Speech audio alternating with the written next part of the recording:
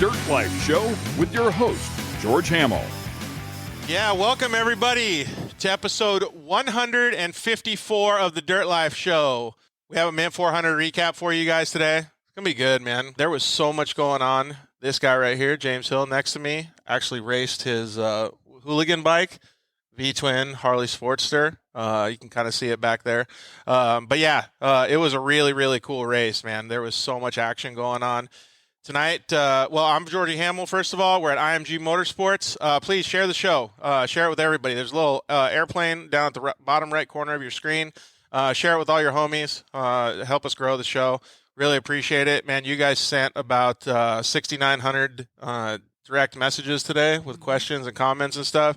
Super cool. I'm sorry I can't get back to everybody, but please comment in and hang out with us. We got tons and tons of cool guests today. I'll mention them in just a second, but I will get through all of our sponsors and our intro stuff. You can join us every Monday or sometimes Thursdays like today on Facebook, YouTube, and Instagram, even though Instagram sucks. And get interactive with us, man. Like I said, thank you very much for dang, people are already at MAO? Sweet, man. You guys are going to have a good time. Get interactive with us and follow the Dirt Life Show on social media. The show is brought to you by KMC Wheels. We really appreciate all those guys. You can, I don't know if you can in the Instagram shop, but you can see the KMC Wheels up behind us here. Appreciate all those guys' help. Maxxis Tires. You rode some Maxxis Tires this weekend, too, didn't you? Yeah. How'd they do? Pretty good? They were great. Were you just gripping and ripping? I mean, you guys can check my gram. You saw the pic. That thing was hooked up. Yeah, 1,200 cc's just shoot. So, yeah. Check out James's Instagram because it is kind of funny. Taking a nap, doing a wheelie. Doing a wheelie with his eyes closed. So check out that picture on at No Big Deal Hill on Instagram. Thanks to the guys over at Motul. You had some Motul lubricants in this bad boy powering it through the race too, didn't you? Yep. So thanks to those guys as well. If you need to change your oil, trail riding season's coming up. You guys got to get through all your Nick, what's up, dude? You guys got to get through all your services and stuff after the dune season. Throw in some Motul oil. You can pick it up at Cycle Gear or IMG Motorsports, any of those places that are close to you. Thanks to the guys over at Shock Therapy. Justin Smith was going to join us tonight, but unfortunately he can't. He's on a flight. So thanks to the guys over there. You can use the code DIRTLIFE at shocktherapist.com. Get yourself some limit straps, steering rack. They got all kinds of sick stuff for the Pro Rs too. Those forks for the bottom of the Pro R shocks. They got toe links for the back of your Pro R. Be it bump steer delete kits for the Pro R now. Thanks to guys at JL Audio. Dude, I cannot wait to show them the Pro R build that we have. Dude, we're putting a whole system in there. It's going to be like spring break every day. I hope it rattles. Just like the one at the display, you know? Dude, just shaking shaking all the earth. Yep. Pause due to a poor connection. Oh, all right, dude. I'm gonna throw something if Instagram keeps jacking us today. Instagram, it's fine. I don't like you anyway, so. Thank you to the guys over at Evolution Power Sports. Really appreciate everything that they do. You can pick yourself up a code shooter, program your own ECU. Grab yourself an exhaust over there. Thanks to the guys at Zollander Racing Products. You can use the code THEDIRTLIFE. Grab yourself some tie rods, radius rods, match up with all the Shock Therapy stuff you bought.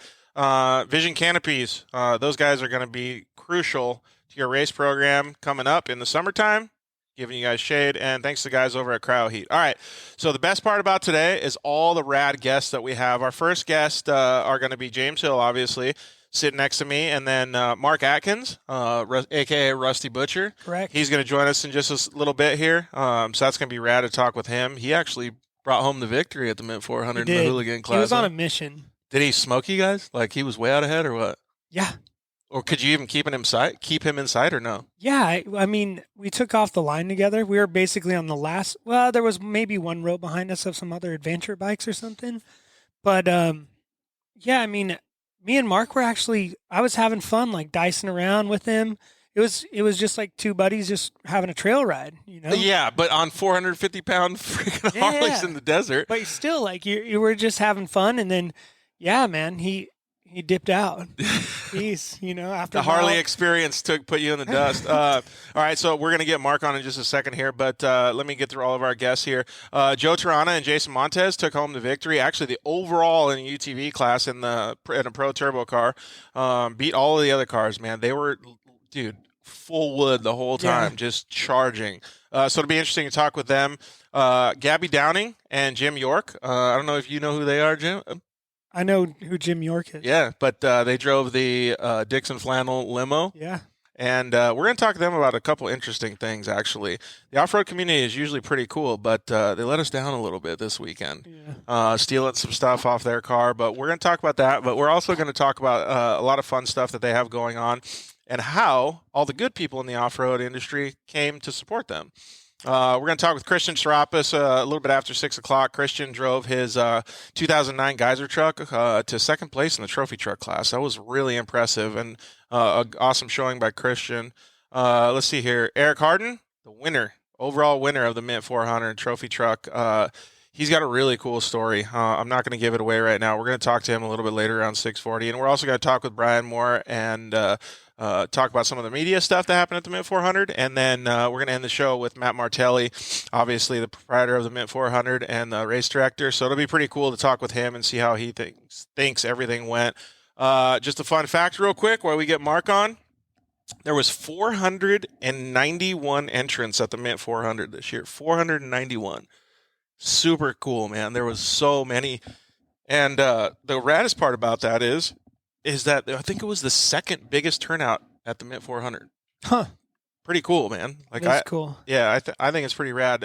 So hopefully you guys can hear us. Mark Atkins, a.k.a. Rusty Butcher. What's up, homie? We're doing pretty good. It's going to be a little hard for us to hear you, so you might have to talk up a little bit. Instagram decided to jack us today. You know all about Instagram, dude.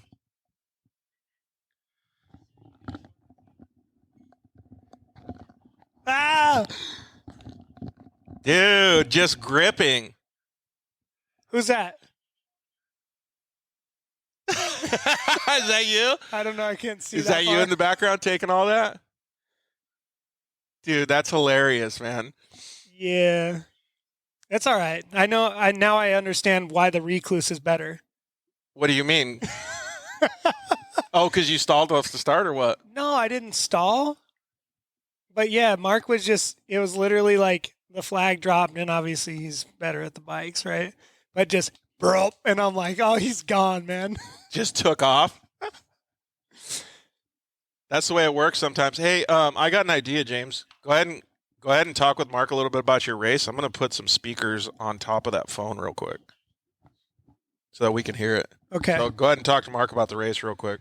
So, Mark, tell us about your past experiences at the Mint on your bike, on the hooligan bike, since it's your hooligan bikes, and what was different this year? What was special? How'd you like it? So last year was the hardest one I've ever done. The hard courses are hard for other reasons, like they literally ruin the motorcycles. Yeah. The Harleys, they get way too hot in the sand and stuff like that. So the fact that it was easier this year was good, but it was also a lot higher speeds. Okay. Yeah, but I had a good time. Last year was the first time I ever finished. This year is the second time I ever finished, first time I ever won. And you did, you checked out like mid, probably, what was it, right about the middle pit, the first lap? That's probably when you started really putting it on. Yeah, I just, once you got out of the way, I stopped focusing on everyone around me. Like the first lap, I raced with you for a little bit. Tyler Valentek, who's won last year, he's fast as hell.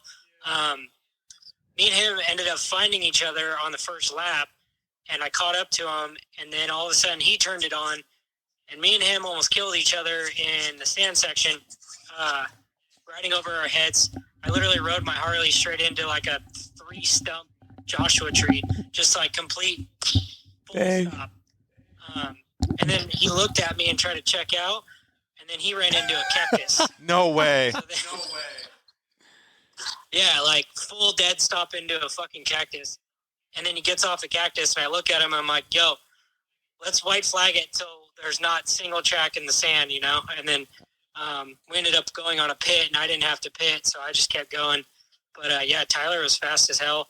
You're fast. I definitely think I I lucked out by winning this year. Dude, for sure. and plus, like, you guys aren't even talking about, like, you guys are talking about it like it was a normal race, but we had a little conversation about it the other day when we did an Instagram Live, like, how gnarly it is to ride these bikes. So let's give a little bit of a baseline understanding, James, because this was your first time. Yeah. How gnarly is that bike, the Hooligan, the Yep. Sportster V-twin modified to go off-road, compared to, like, let's just say a 450 RX or something? Like So, an Enduro 450. I mean, and we touched on this pre-mint, right, when we were at Mark's shop and finishing up the bikes and this and that. But, like, I really thought, like, this is going to be an easy conversion, right? Like, we'll jump on this and just ride it like a dirt bike. And Mark's like, nah, you're an idiot. Well, once you get going, the bike is super fast. So, like, on the lake bed, on the flat stretches down, like, the fire roads and stuff, it'll go as fast as you want to push it. But then it's very heavy. And like I said before, Dude, if you swap, you're dead. Oh, it's total. I don't know what riding a snowmobile like competitively is like, but I would imagine it feels similar. Like it just I came into a set of whoops going too fast, and you're like, oh, I'm good. And then like 3 in, the thing starts doing this, and it's dicey. Like full tank slapper? And like, yeah, so like riding my dirt bike with Mark on like dual sport rides, he treats the Harley like a dirt bike. So I'm like, dude, if he's got it, I got it. But it's a rude awakening. I mean, it's a heavy machine. Did you have any close calls, Mark? Like James said, like tank slappers or getting head shake or anything? You don't really get tank slappers. You get whole bike swappers. So the whole bike just starts moving. I had a couple close calls, but luckily nothing too crazy. I ride really cautious. I tell people, like, racing a Harley in the desert, to be the one of the top guys, you just have to have the most seat time. And I probably have the most seat time out of anyone, maybe worldwide, in the dirt on a Harley. You know, I've done more dirt riding than anyone, I would think. So it's definitely just mainly about seat time. Dude. And spotting ahead. Like, spotting ahead is like the biggest thing in the world. It doesn't really help me that I'm like half blind, but as soon as I see whoops, I like come to a slow down position and fucking do all kinds of stuff like Dude, that. that probably helps you quite a bit, James, when you were following him, because then you could get the pace and understand what you're supposed to do. Like, just use him as a gauge. For sure. And I know that he's great at it. Yeah. So, like, yeah, for the first, before I dropped the bike and, caused myself a problem, yeah, I was watching Mark's every move. Oh, did you guys both eat it? Like, did you ever fall down, Mark? I tipped over once, actually, this year. Where at? Just an easy tip over in the sand. And you got it up, no problem? Yeah, I know how to pick them up, so I'm used to this shit. I've been living in the dumpster for years, so I already know how to treat it. Did you? So you had an incident too, or no? Yeah, I dropped the bike twice. Like hard, or just like fell over? No, like so the first time I dropped it was when I actually broke the clutch lever, and that's what really slowed me down on the first lap.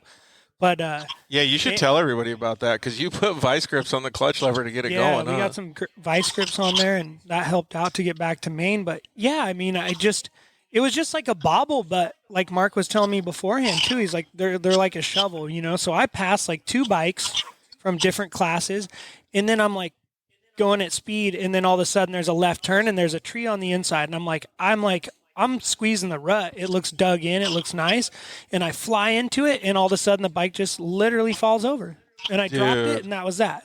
Yeah, I mean, but you just like step off, right? You don't. Yeah, I mean, it was an easy drop and fall over. But I didn't. That was the first How time was I it picked picking it it up up off the floor too. Was it hard? Yeah, it wasn't easy. Dude, I can only imagine. So now I'm assuming, Mark, that since you won a Mint 400, you just had like Home Depot, all these sponsors just calling you, just trying to give you all kinds of millions of dollars? Yeah, pretty much. Amazon's going to sponsor me. We got a couple $1 million deal going on. Yeah, that's the way it goes. Man, you win the Mint 400, it just... I wish, because I'm still broke. Hey, it's because you help all your friends have fun, dude. Yeah. Bad idea. I need to have less friends. Less friends equals more money. I like it. That's true. Hey, but I do want to say that it was cool to see you guys doing all this stuff, like all you guys did on Fremont, just kind of the vibe and everything. Like I talked about it a little bit before when you were having the pre-show or whatever it was. I really think that off-road needs stuff like this. It needs to have characters and it needs to have these cool things that are happening so that people don't just think that it's just side-by-sides or just trophy trucks, right? There's a lot of other stuff that happens in off-road and personalities that need to be brought to life, and I appreciate you guys doing all that stuff. Yeah, I think that's where the whole hooligan movement came from. Is like we're all kind of characters in that hooligan movement, and I raced for Harley Davidson for years, and like I was one of the fan favorites at the show because I'd always either win or crash trying, and I'd always do wheelies no matter what and put on a good show. I think that the off-road world, I think Harley should be way more deep into the off-road scene than they are, especially if they have a new Pan America out that's an off-road bike. Hopefully they dive deeper into the off-road world with me, and maybe we can have some more characters come out. Yeah, I think it's cool because, I mean, like, you've seen it already, and obviously James is a newbie for this stuff, but, like, it's growing, right? Like, James is into it now. You have – how many dudes were out there on hooligan bikes this year compared to last year or the year before? This year we're actually down in attendance for the hooligan stuff. Last year, I believe it was 19. I kind of have anywhere from like 10 to 20 bikes at a time. Honestly, it's a very expensive thing to go to Vegas and to travel, and like especially times are a bit tougher these days. I think that had a lot to do with it this year. But I'm hoping next year they had classes double. Yeah, big. dude. It was pretty cool to watch, though. There's definitely a lot of and it was cool to watch, and like the support, and I don't know what you want to call it, but like people understanding like who you are and what you guys are doing, like Max's Tires and all of these different companies, and like people starting to integrate in means that you guys are actually growing it. Whether the count was up or not doesn't really matter, but it's going to start building. It's like, to me, that's the way that it does, man. You just ride the wave as much as you can. Yeah, I sent out a email blast to all of our subscribers yesterday, kind of like I'm going to do it in like a volume series, and this was the first volume, explaining like hooligan racing from the very beginning of when it started for us. No one really wanted us at the track. This is flat track too. No one wanted us at the track. We were just a bunch of tattooed idiots who spilled oil everywhere and crashed, and then that trend, I wrote it, and I was an X Games athlete. And our live streams were getting millions of views on Harley and X Games. So like I've ridden the trend of what hooligan can be in a different dynamic with flat track. I want to be the one who helps build it in the off-road world. That's why I partner up with Matt, the Martellis, to kind of gauge and like or make sure the rules stay good to where what happened in flat track doesn't happen in the hooligan off-road. Yeah, totally. And dude, I just think it's cool. I mean, you got to agree with that, James. Yeah, it's super cool. Hey, and it's gnarly. Dude, it's fucking really gnarly. Hey, did you get to see any of the other racing, Mark, or no? Not really. I was pretty smoked after. Yeah, how smoked were you guys? I was toasted. Like, go home and pass out? I couldn't walk the next day. I could barely walk the next day. Damn, dude, it's that gnarly. Yeah, it's rough. Dude, it's just insane. Like, I can only imagine, like, what I'm using this as a general term. I'm not calling people punk asses, but like a punk ass 16-year-old kid, right? Like, he gets on a hooligan bike. He's like, dude, I think I could fucking wax you and Mark and like all this stuff. Like, and then he gets a rude awakening because it's so gnarly. Yeah, like, that's what happened to me. Yeah. That's like literally everyone, even from the hooligan flat track standpoint, used to come out swinging like that, and they just get checked really quick. Like a lot of we used to have a lot of crossover, like pros from moto, from like sport bikes, and used to come race the flat track shit, and they would come flying into the first corners and just fucking yard sale.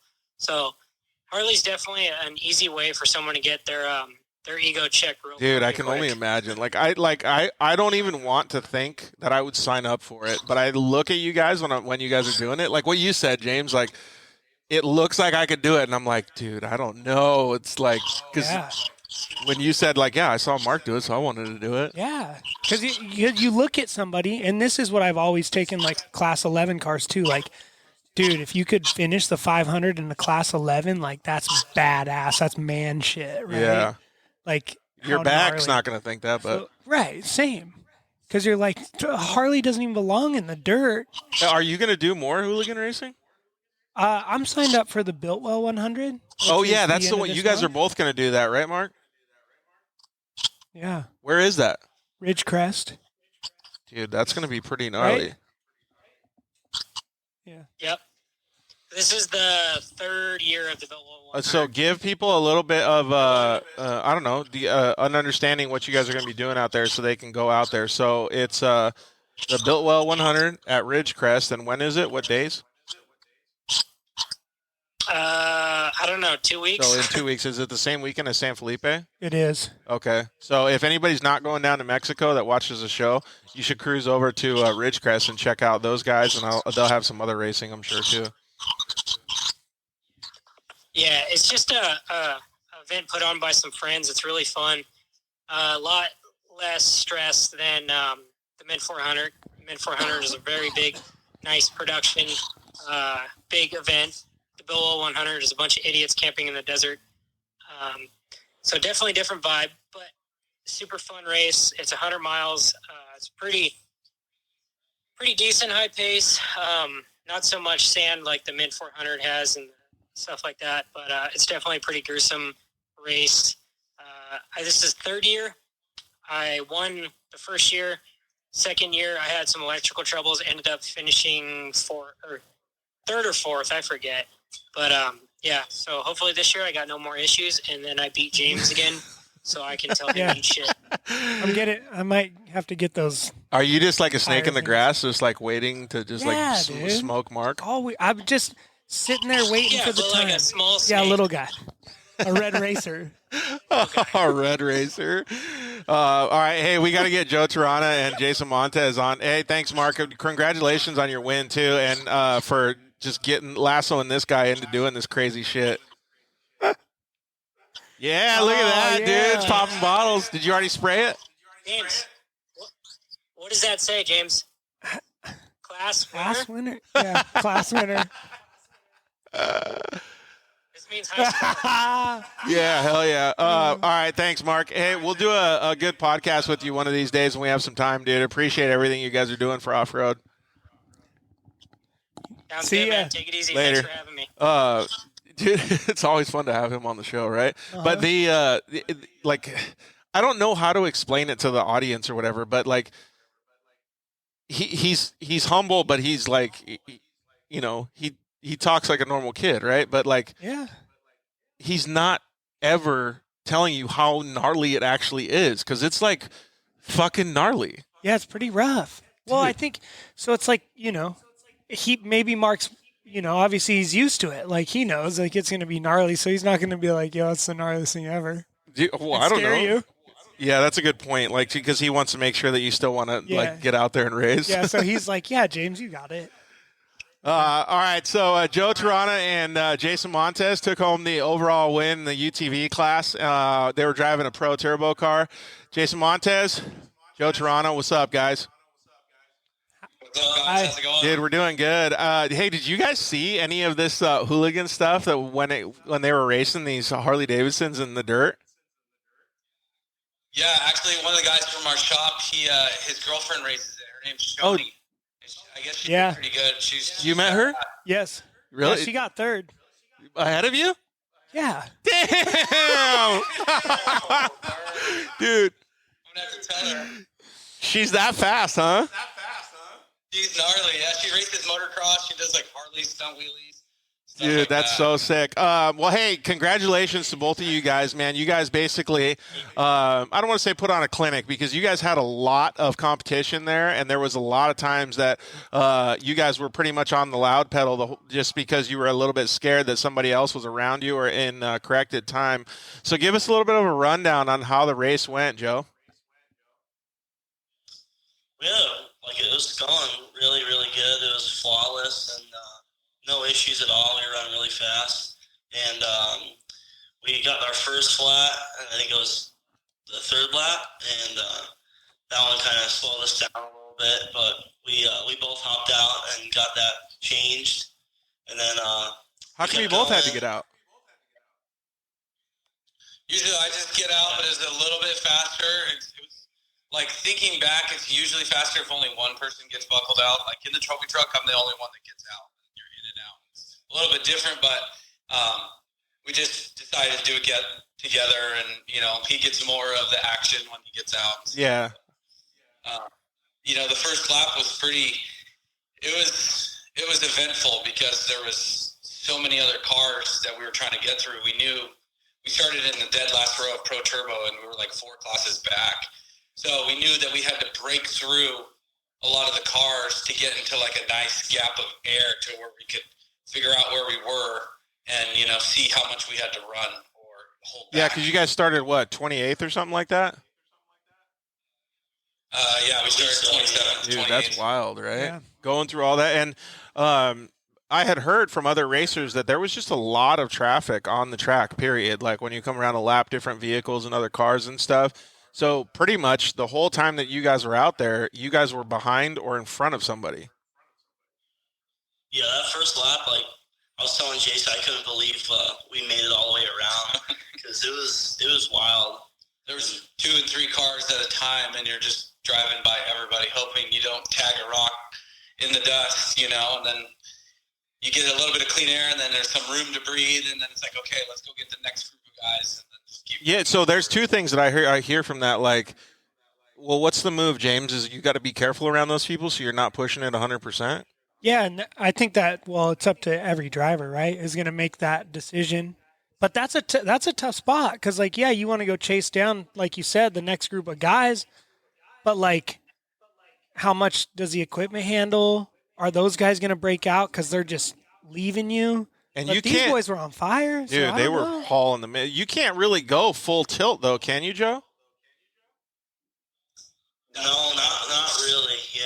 And then you want to hold back because you're following the dust, and we're like, oh, we don't want to go flat, and no mistakes happen, and so we were just kind of laying low, but also pushing hard. I guess it's kind of a, I don't know, what do you call it, a happy medium, right? And then does that make it easier on the car? Or because, I feel like there's more, I don't know, you can't predict as much of the stuff that's going on, so you can't put the car exactly where you need to go all the time.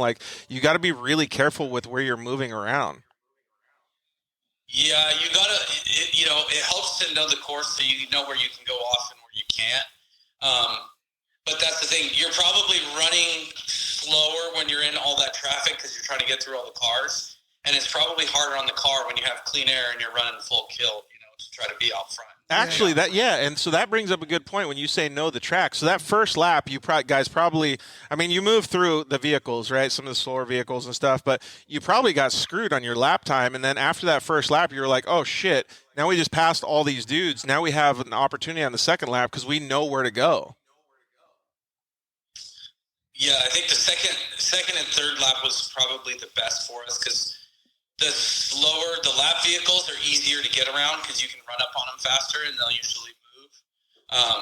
But it's the guys racing in your own class that's harder to get around because they're running more your speed and they don't want to move for you just as much as you want them to move. Yeah, that's totally true. And you know how it is. When you get up towards those fast guys, it's full tilt, all kill. Yeah. So Especially Joe, to make a pass around them.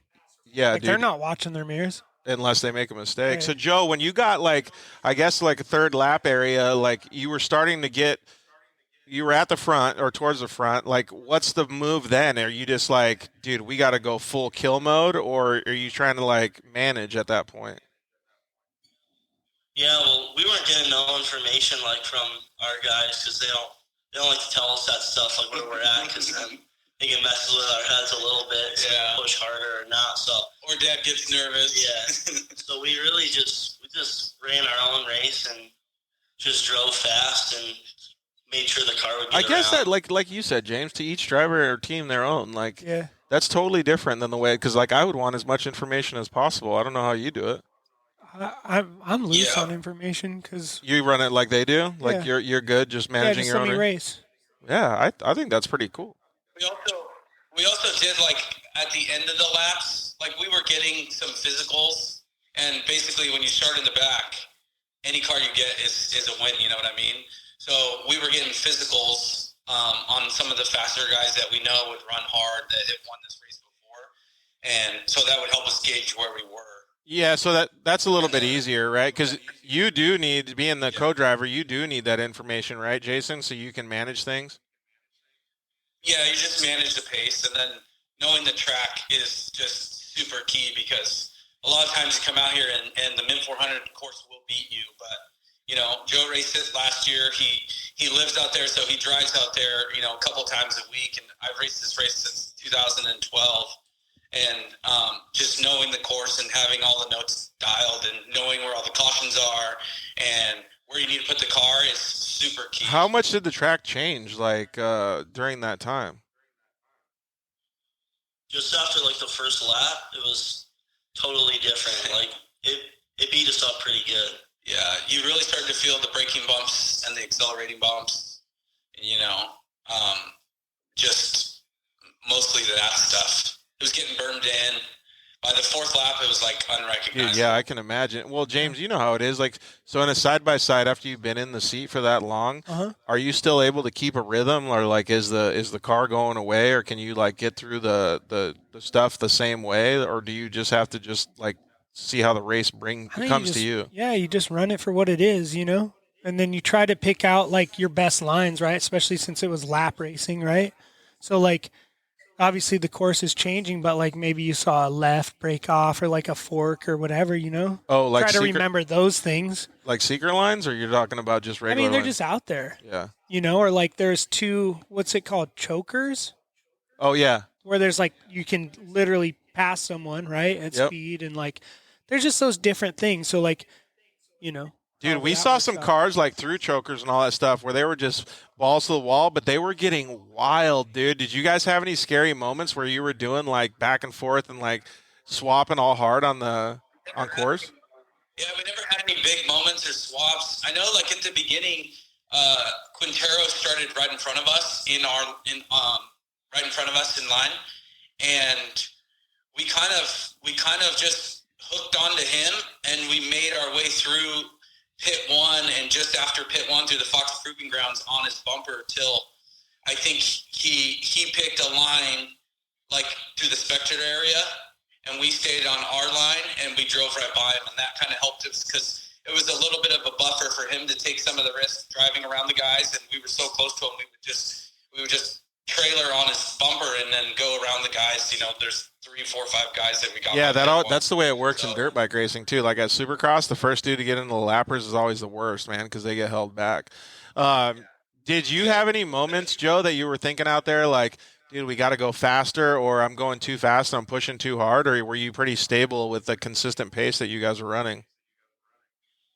Yeah, no, I felt pretty stable the whole time. I never really had any issues. Just after we got the flat, I kind of ran a little bit slower just because we didn't have anything racked in the back. So I was trying to be a little bit conservative and then just save it until we got another tire. Yeah, that's what makes a lot of sense. So how long did you guys not have a tire? Only we got it just after pit 2.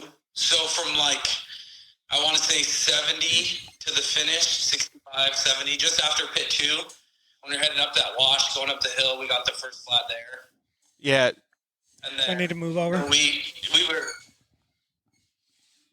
that we did have an okay lead there, so we just had to cruise it, and as long as we didn't get caught and pass with time put on us, we were good. So we cruised it to back to main pit, and we got another tire there. I kept saying cruise it too on the live feed, and I was like mad at myself because the pace for the UTV guys is so fast, man. Did you guys know that the pace was going to be that fast? Because, dude, you guys finished in I don't want to say record time because I don't know if that's a true statement or not, but so quick compared to what we thought you guys were going to finish. Did you guys feel like you were going way faster than what the UTV should go, or did you guys feel comfortable going that pace? Because there was a bunch of guys that couldn't go that fast.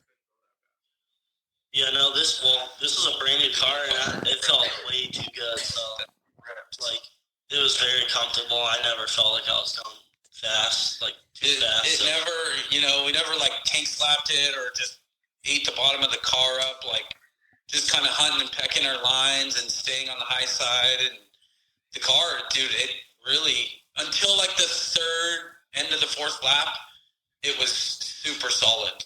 And that was a brand new car with literally 20, 30 test miles. from Lone Star, and they put together a super good car. I was very impressed, and it's like I said, like I told Dan Fisher and I told Joe, I said it takes a lot to impress me, and that thing really impressed me. James, if you don't know, Jason rides in a Herbst trophy truck, Okay. so he knows what a car is supposed to feel like, and like so when you hear something like that, it makes me think personally, like, and you deal with it every day. You see how far UTVs have come, but the fact that they can go that fast and I'm not saying like they just bomb through whoops and stuff, but that they can actually go that pace for 400 miles like a trophy truck, like a spec truck does, is freaking wild. Like, it still blows my mind. It's really neat. And I wanted to ask, did they have an average for what you guys raced at, mile per hour average? I think we did it. It was like around 53 to 55-ish, somewhere in there. God, dude, that's so fast. Yeah, for an average. Especially at the big course. And honestly, from last year, I think running it this way, like Mar said, it was faster. And I think the rain kind of helped and hurt a little bit. Like the rain knocked down a lot of the real deep parts of the whoops. And it also gave you a little bit better traction. But no, the dust was bad, and then it got better, and then the rain made it worse. And then that's how we got our second flat. Yeah. Where was the second flat at? The second flat was about 5 miles from the speed zone, the solar panels. Yeah, and we didn't think we hit a rock, but we heard it like hit we thought it was just a trailing arm, but then we started making a few more turns and started going flat. We're like, well, we'll just get out. We both got out again, and we changed it real fast, in and out, and then drove right to the speed zone, and then right to the finish. I think we had about like 4 minutes and change uncorrected, just over 4 minutes. And then like around the backside of the mountain, like it was such a dark cloud and it was raining and there was snow on the ground.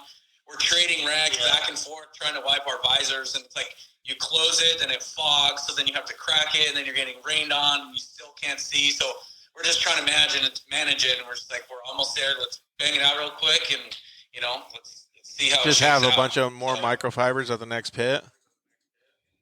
Oh, we had a ton of them. That's awesome. Yeah, and like the weather, like that's pretty wild. Like being able to race through all that cool stuff. Yeah, I feel like that is kind of a cool thing. I mean, like obviously it's hard when you're trying to fight for a win, but like I feel like that is a cool thing.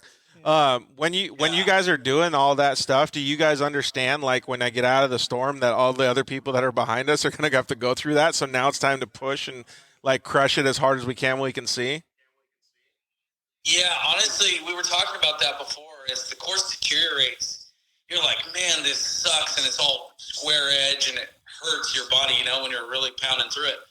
But then I'm like, Joe, everybody else has to go through it just like we do. So it's like we're not the only ones dealing with it. Like, we manage it as best as we can, and they manage it as best we can, and you just try to edge them out.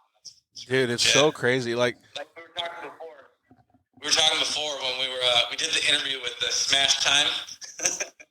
These cars, they go so well, but they're still a side-by-side, and they're still fragile, so you really have to take care of them, especially at a place like the Mint 400, because that place will eat. Yeah, well, and it seems like the Mint 400 was eating tires, too. Was there a lot of stuff sticking out of the side of the ruts and stuff? Is that where all the flats were coming from? Yeah, it was like exposed rock. Like, it wasn't like I didn't hit no boulder or rock. Like, it was just like something sticking up out of the rut, and it got us. Like, I think the two were both sidewall. Like, slices. They're always those sneaky ones, dude. Sucks. Yeah. Buried ones in the sand. Yeah, we saw a lot of people getting flats out there. What was your guys' favorite part of the race? Man, my favorite part was probably just the first lap, though, going past all those cars, battling. It was super fun. It gets exciting. It was sketchy. Yeah. Were there any close moments? No, I didn't really have any like oh shit moments. I think towards the end of the first lap we almost got like two left flats on both sides. So I was like, yeah, we had a couple dingers in the wheels, but that was early on, so we figured like if it didn't go flat, it was gonna make it. Yeah, that's crazy. I love when you have races like that, James. I remember one race that I had. In fact, we're going to Nitro Rally Class at Glen Helen where I had this race, but we were at the Glen Helen short course track.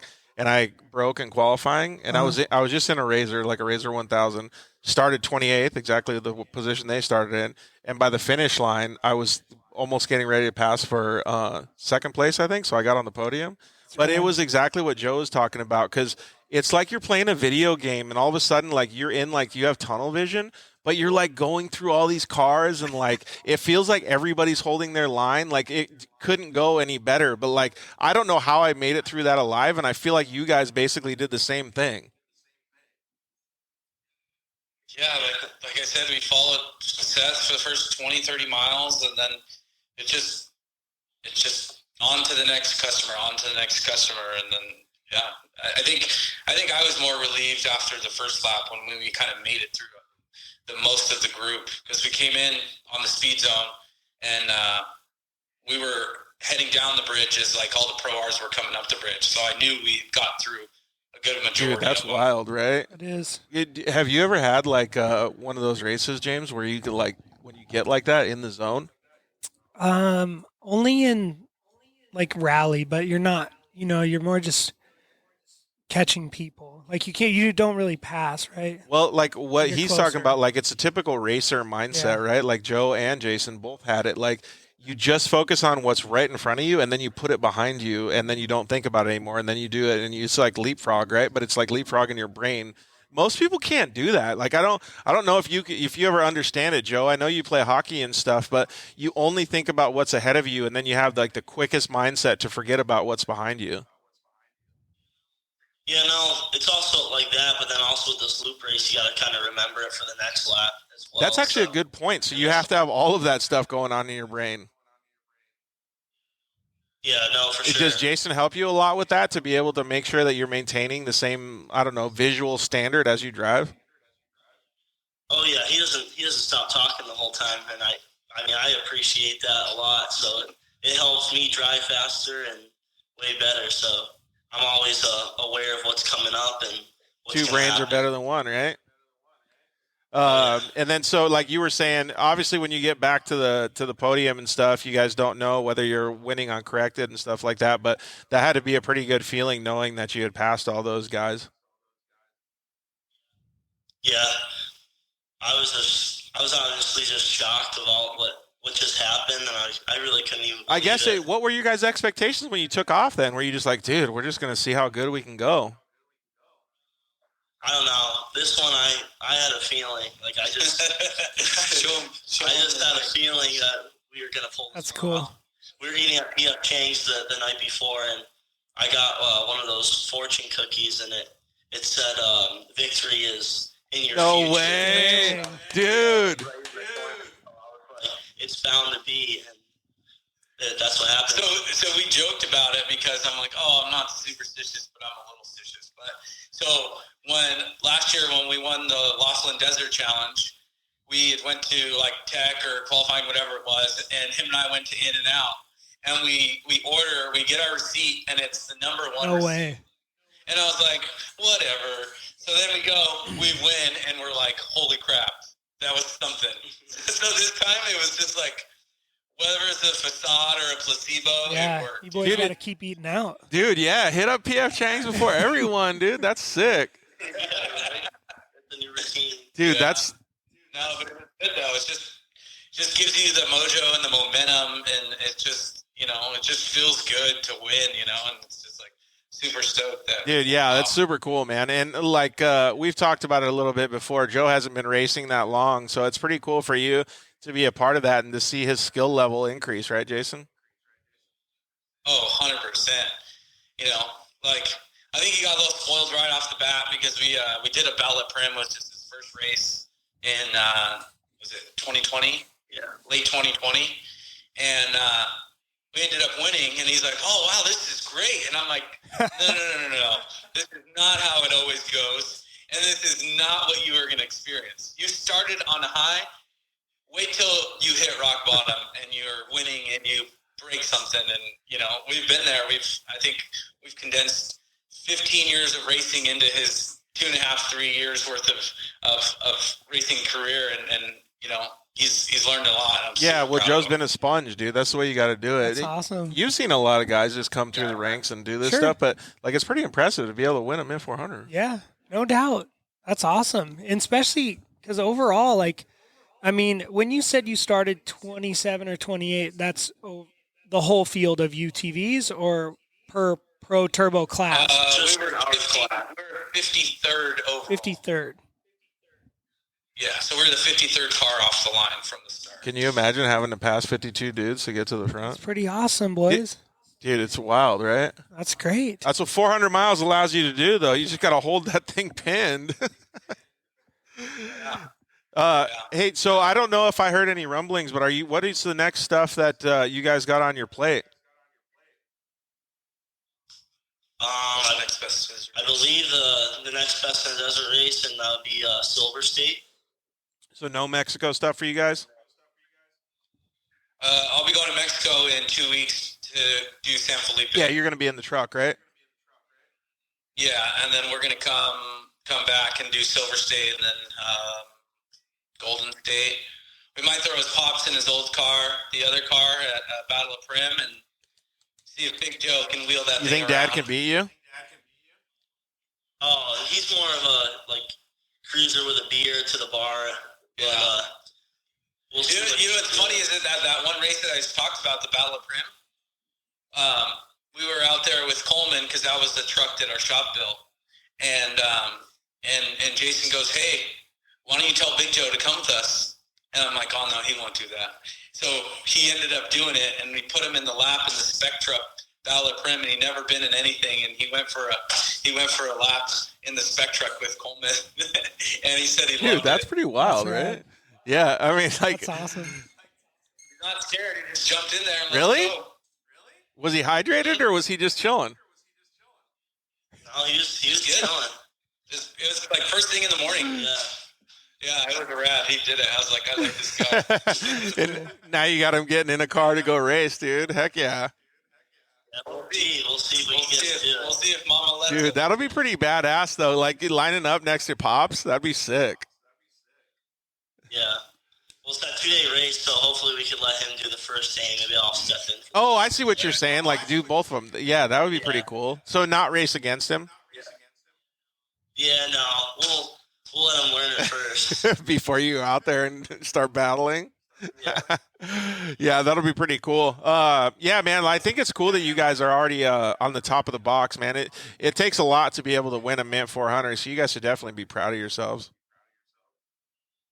Yeah, thank you. Yeah, thank you. Anything else that you guys would like, if you were debriefing, like after the event, that you guys would have constructive criticism that you guys could do better? Because I feel like that's the racers are egotistical, but I feel like they're also very reality-based so that they know what they can do better. Do you guys do that same kind of thing? And if so, what did you guys talk about after?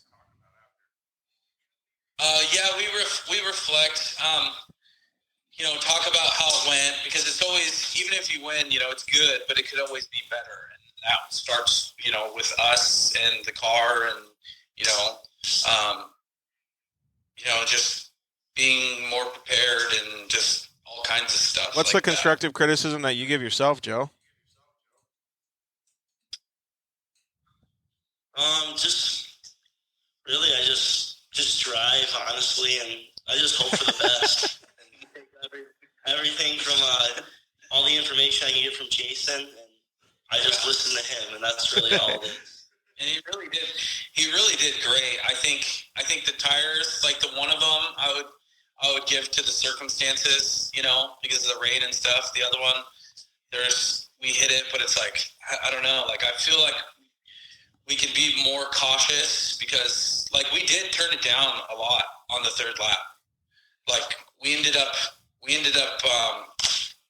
on the flat tire, we ended up getting passed by Bruce, and we toned it down because we're like, we have 5 minutes of time. Like, we can cruise. We don't have to kill it. Like, save the car for the fourth lap and just try to get it around. And we ended up, it was actually fun with Bruce. We ended up going back and forth with him. And he passed us when we got the second flat. But we went back and forth a couple times, and it was Yeah, fun. those guys had a pretty interesting race too. So Binquist and his co-driver, they were like, dude, they were on a mission, and that's why I was saying, like, to have somebody like him behind you guys is pretty wild, right? Because he's never gonna let off. He's just gonna go as fast as he possibly can to catch you guys or to pass you guys. No, yeah. But I don't let us feel the pressure. That doesn't change anything like that. That stuff doesn't bother me. It's not gonna change the way we drive. We're not gonna panic. We're still gonna run our own race because we can control that. We can't control him and how he runs because he runs hard all the time. But it's like to each their own. And we knew we had time. We decided to cruise it. He's gonna pass us. Great. It's like. I'd like to see you, even in a trophy truck, make up 5 minutes, in a few miles. And we got a flat, which was on us. But, as it goes, we needed that cushion and to be safe in order to make it to the finish. It's wild how UTV racing has gone, right? Like, Yeah, I mean, like just listening to Jason and Joe talk right now. I mean, like, first of all, that's a massive professional statement that he just made. But, like, just to understand that UTV racing is that fast, dude, it makes me so happy. It's wild.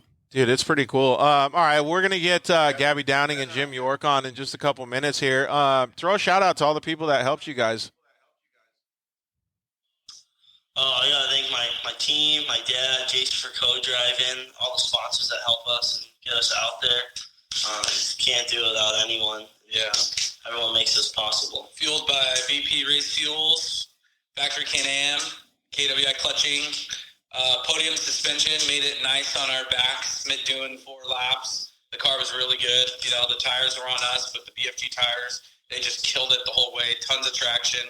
Who else? Sparko. Well, it's a good thing they kept you guys nice and cushiony out there because Tim wanted to break your back when you freaking sent it off that first jump at the trophy truck. Yeah, Did you see that jump? We're trying to jump over the tire. Dude, trailer. he sent it so hard, and then he just did like this little steering wheel nudge and barely came close to taking out the whole Mint 400 canopy, dude. It was so sick, though. Like, it was one of the best shots that we got on the live feed, dude. It was bad. And I think it's on Instagram now, too. Yeah, it's on Instagram. I had to yell at him so we didn't pull a deal on Dale. Yeah, You're like, hit the brakes, dude. I did see that one. That would have been Hell yeah. All right, we're going to get Gabby and Jim on. Thanks, boys. Really appreciate it. We will see You guys. We'll see you guys down in San Felipe. Later. All right. So we'll get Jim York on, and then Gabby's going to join us as well, too. So pretty cool to see that he's learning so quick. Jim York, what's up, buddy? How are you? Hey, We're doing well. We're going to wait for Gabby to join, but I like your hat, dude. Very special. Motul is a sponsor of ours. Yeah, yep. Always appreciate them. And sorry, I'm not in a more formal setting. We're off to the races in the next race, and so I'm out here in California rounding up some minivans to go race the Van Prix at Nitro Rallycross. Dude, Very nice. the Van. What's the Van Prix? The Van Prix. What is it? 10 to 12 minivans racing on the same track as the big boys. So we get to go and rally around. Gabby's coming down tomorrow, and yeah, we've got 10 people just dumb enough to come and join us on the Rallycross track to go. Dude, that's going to be so cool. Wow, All right, amazing. so now we have Gabby on. Let me do a full introduction. So Gabby Downing and Jim York, drivers of the Dixon Flannel limo truck, or truck, I don't know what you want to call it, 4x4 car. Man, we had so much fun talking with you guys at the Mint 400. We're going to talk about a few different things today. We're going to talk about some bad stuff that happened in off-road, but we're also going to talk about some good stuff that came full circle in off-road too. But before we even get into that, Gabby, tell me how much fun you guys had at the Mint 400. We had a ton of fun. Like, I love off-road racing. It's one of the fun styles of racing. And, the limo this year being wrapped in flannel, and we had our whole team decked out in the same matching flannel.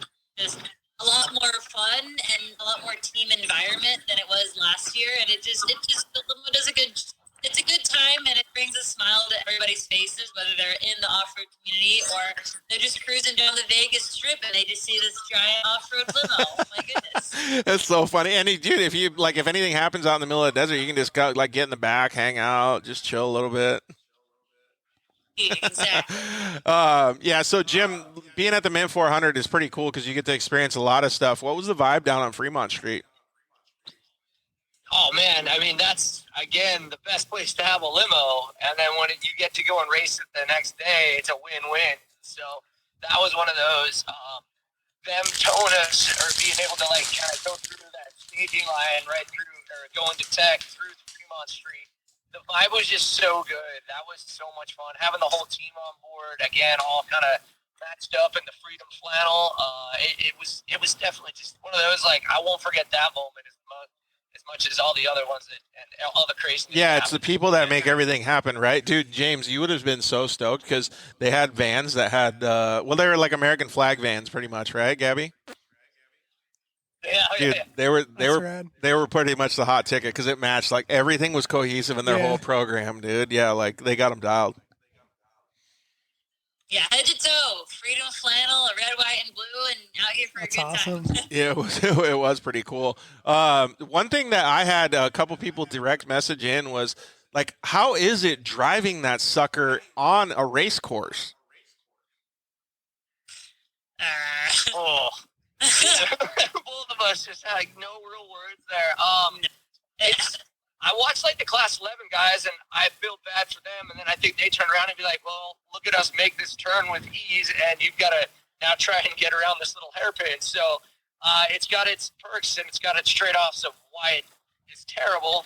At the end of the day, this whole thing started. Gabby had asked, "Hey, would you ever get one to get into off-road racing or race the Mint?" And I kind of said, "I do it, but I do it my way, and I'm just a limo guy." So that's how that whole thing started. And dude, it's kind of the same thing. Like, so James actually raced a hooligan bike. I don't know if you can see it behind us. It's a Harley V-twin with like motocross suspension and stuff on it. So he's a fucking nut job. And then you come with the limo. You guys are nut jobs. It's like, dude, like everything is coming, and off-road has got such cool stuff going on behind it. I mean, a trophy truck is insane, right? Like a UTV winning race is insane. But like all this fun stuff happening in the background, Gabby, you got to be stoked to be a part of it. Oh, 100%. Like, not only am I doing, like, racing the race I've ever dreamed of racing and racing off-road racing, I am doing it with the most amount of style and pushing the boundaries and paving. I wouldn't say paving, like us paving a new path, but the fact that they let us run it last year and then they created the Hoopty Cross Gambler 500 class, like, it's, Wait, what is it called? The limo. The class that the Mint came up with, it was the Hoopty Cross / Gambler. Dude, the Hoopty Cross. I love that name. That's sick. I was stoked to see all the different stuff going on. Like the other cars, too, as well as obviously. Who guys were you scared of the most for competition?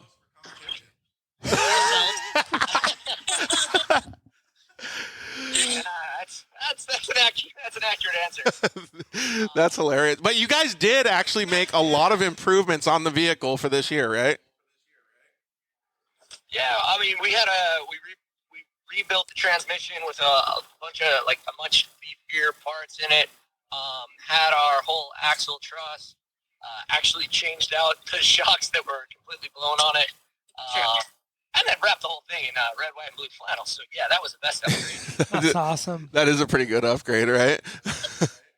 Horsepower per square inch of flannel. All right, so you guys had a lot of fun, and I want to end this on a good note, but I want to talk about, maybe for 2 minutes we can talk about the bad stuff that happened. So you guys did break down in the middle of the desert, unfortunately, and then you had to call the race. You guys went back. You guys were safe. Everything went okay. But then some guys that were jerks and off-road decided to scavenge the car. They didn't just scavenge. They gutted it. They took everything one morning and they came back for seconds later that evening, and the limo was gutted from the inside, outside, like everything from major components like the transaxle to the radios and whatever easy wiring they could get. They took every nut and bolt. They took all the lug nuts, wheels and tires, fire extinguishers. They even took Jim's boot. His single Really, was- and the seats and everything. I saw all that, dude. And that bums That's me crazy. out. That bums me out, James, on the off-road community so bad. You know, it's like, what do they say? Like, one bad egg makes it bad for everybody kind of thing. Like, it's just so shitty that people do that, man. It was a really big bummer. Just hearing the news the first day and then kind of having to think through, okay, well, this sucks. And then showing up and actually seeing the car, it was one of those. It just kind of, like, everything stood still, and we had put so much work into that car. 2 weeks when we got the green light to go ahead and make this race, a thing. It was, 18-hour days for 2 weeks straight trying to get that car ready to actually go race again, from transmission and axle and all that. Like, we put that all together in 2 weeks. So all that hard effort and hard work just gone because some jerk decided he deserved it more than we did. And that was a heartbreaking. Yeah, man, that's totally shitty that people do that stuff. But so I'm sure everybody that's listening to the show or was going to listen later is like felt the same as I did, because I'm outside. You guys felt worse, but I'm outside of your guys' circle, and I looked at it, and it made my heart drop. Like, I kind of wanted to, like, find somebody and punch them, right? Like, I was so upset because, and I only imagine what you guys felt. But the cool part about all of those feelings is that it turns into something where everybody wants to help you, and you guys ended up getting a lot of good feedback and good help from the off-road community. I mean, right now, it's sorry. This is how awesome the off-road community is. I met these guys 3 days ago. Hey, guys. So the guys from Devious Customs literally took us in, kind of sight unseen, not knowing the car, and we're down here. You bought me dinner. Yeah, I didn't buy him dinner, but like, that's how cool this community is. He goes, "What's wrong with it? I want to get it rolling again. What do we need to do? You know what? Don't just bring it down to my shop." And so literally we got home and had an answer to that solution pretty quick. And then, like, I'll let Gabby kind of fill in everything else, but, like, I was just like, this is too good. These guys are awesome. And they're now doing 3 days ago and, like, good friends now. It's Gabby, awesome. that's the way you want to see off-road. Yeah, well, not even just that, like the amount of just support and sharing, and people are actively looking for us that we don't even know on Facebook Marketplace, for like sending links like, hey, we think this is your stuff, like, is it yours, like trying to verify, like people are looking actively for our stuff in that area, which is absolutely amazing. And then PRP, PCI, Gift Goodrich have all like reached out, like, how can we help get this limo back on the road, like, what do you need? So it's been absolutely amazing. Like, honestly, the support alone is almost overwhelming. Like, we have so many options, and, like, honestly, when I saw the limo and saw it being picked up by the excavator, I was just like, bro, put it down and leave it. I was just so done, like, after seeing it and all of our hard work taken from it. But the amount of support from the community and, from our partners and brands and the rescue team, all of that just really helped motivate me. Literally, like, not 30 minutes, but maybe like an hour or so, like, into it, just like, we have to come back. Like this community's too good to quit on us. We can't quit on them. And, like, it's been really, really awesome Yeah, to see totally. that. And James, like Gabby was saying that they gutted the car, right? Yeah. But, like, they literally gutted the people too. Like, Right. it just totally takes it out of you. Yeah, I saw the pictures of it. It's pretty unfortunate, It's Especially so when, wild, like, man. the whole point is to be out there and have a good time. Yeah. And then, there's going to be cars or trucks that don't finish, or bikes or whatever. But, like, to go, pillage it, that's pretty jacked, man. Yeah, totally. And yeah, I mean, like, when you think about that, like, we had a conversation before this, like, with Gabby and Jim, and now you think, like, all the off-road community is kind of on high alert now because there's a rat in the nest, right? Like, so now everybody's going to be looking around and being like, hey, what's going on with that guy? Like, so it sucks, but I guess it's good too because everybody's on high alert. Yeah, that, and then I think, like, to be honest, apparently it's a common thing that there are scavengers at desert races. Like, it's just like unwritten law of the, and unfortunately, like, Jim and I weren't aware of that. And even talking to you, like, when we saw you, wasn't Oh, I guess it was on the phone, but like it wasn't common knowledge to everybody. So at the end of the day, like I hope, yeah, it's unfortunate, but we can, send the message that, hey, this is a thing. It's not a joke. Hopefully it doesn't happen to you and make a better decision. And I mean, there wasn't much we could do about the situation, but like we didn't know. Hopefully now people can move forward knowing that. Yeah. Well, what are Jim and Gabby going to do? Are they going to push a limo all the way back to the pits? With these hands, yes. Well, you saw what it took to even get it out of there. I mean, there was 2 Duramax diesels attached to it the night before, tugging with all they could, and it still wouldn't move it. I mean, that's the one thing when you try something new with a vehicle that probably shouldn't be out there. When things go wrong, they really go wrong, and it takes a lot to fix that problem. And so the safety team, I mean, kudos to them. Like no hesitation, and it was nothing against them. It was just it took a lot to get that car out of there, and we, there was nothing we could do. You hear the one thing I've heard a lot is, "Oh, you got to sleep with your car." I mean, we were out there for 3 days. Like that's kind of the other thing of that. But live and learn, and you just kind of hope that either this changes for the better in one way or another. And the outpouring again of shares to hopefully just scare the living piss out of whoever has that crap right now, to be like, if they post any of that, they're yeah, going to be totally. caught. Hey, not to change the subject, but what direction are you guys turning right now, Jim? Left or right?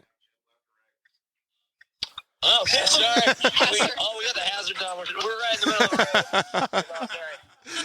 Oh, sorry. Hey, so James, would you actually drive the limo? Like, would you get out there and try it? Because, dude, that thing's a beast. Yeah, unless there's still room in the back, I would cruise in the back too. Parties in the Yeah. bars. Yeah, bar's still back there. And hindsight, like, they made us take the rear seat out so no one could sit back there. And, like, as the rear seat was already taken out, I'm like, man, this just looks like a good spot for 2 more racing seats. So, yeah, that was the one thing we had to have. Like, Put a couple harnesses back there and take the kids for a ride. Exactly. If they can feel what it feels like to just get thrown around in a limo, well, like in way more Hey, ways so you than guys should. do get to have a lot of fun. Gabby, you get to do your streetcar stuff. Jim, you guys have all kinds of different fun, like what you're going to have at Nitro Rallycross. What's some of the funnest stuff that you guys have been able to do, like at the Mint 400 this year, that we can tell the people that are watching the Mint 400 recap show? Honestly, I think the most fun part for me was going down the tech line, or I think it was tech, but like we went down Fremont Street with the limo and all of our whole team matching. Like it was definitely just something different. Like being a team there with a car and just showing up like in a spot that no one ever really should have a limo. Yeah, like the whole team vibe, right? Like that, it was super cool to see that whole thing. So you guys got? Yeah, like that's usually closed. That's pedestrian traffic only. So to just, again, we're taking a limo where it shouldn't go, and then doing it again down Fremont Street. It was just really, really cool. Did you guys go all the way through tech with that thing? Wasn't there some sharp turns in there? Yeah, you just had to pull it off. Well, I'm like, I thought there was like a zig and a zag in there, you know? Oh, that's good. I was gonna say we made it down Bottleneck Canyon last year. We did not quite get there this year, but Beer Bottle Canyon, excuse me. But I mean, it's surprisingly agile for how big of a beast it is until it isn't, and when it gets stuck, it gets stuck. I can only imagine. Like, I can just see like the Austin Powers like back and forth the whole time. It's so funny, but that's cool. I mean, like, and that's why I want to end it on a positive note, because there's so many cool things that happen at events like this, right? And I'm sure that you guys got to talk to so many cool people, like when it was Fremont Street, right? People coming up and saying hi to Gabby, saying hi to Jim, and bringing the kids over and taking pictures next to the car. It was probably so meaningful. It's awesome to, like, make somebody's day just by having a car somewhere. And then, that makes our day in turn. So it's just like, I was going to say, like, what makes the favorite thing for the Mint 400, and it's truly the people. Like, yeah, we have to go party and have fun with all these awesome people and then go drive drive in the desert for a while, and then we get to see all these people again. Yeah, awesome. It is pretty cool. That means that you guys are going to definitely want to come out to the Mint 400 next year, right? 100%. I feel like we have to redeem ourselves a Yeah, little bit. totally. And then what is it like when you're out on course, like when you guys do have like, I don't know what you're saying, like when Jim brought up that you can't turn that much, but like, and you're going through the whoops and stuff, do you guys, because I feel like the whoops are close enough that you could have like 3 or 4 inside your wheelbase. Well, it's funny. So either we have it perfectly timed where the whole car just goes like in sync, or it's just teeter-tottering really badly. Like there's no... Yeah, and there's no timing whatsoever, right? It's just going. It's just a hair too long of a wheelbase. Could you imagine doing that? That's rough. Oh, God. All right. I was gonna say it's either like the smoothest thing you can get, or it goes insanely bad. And that's kind of what got our axle.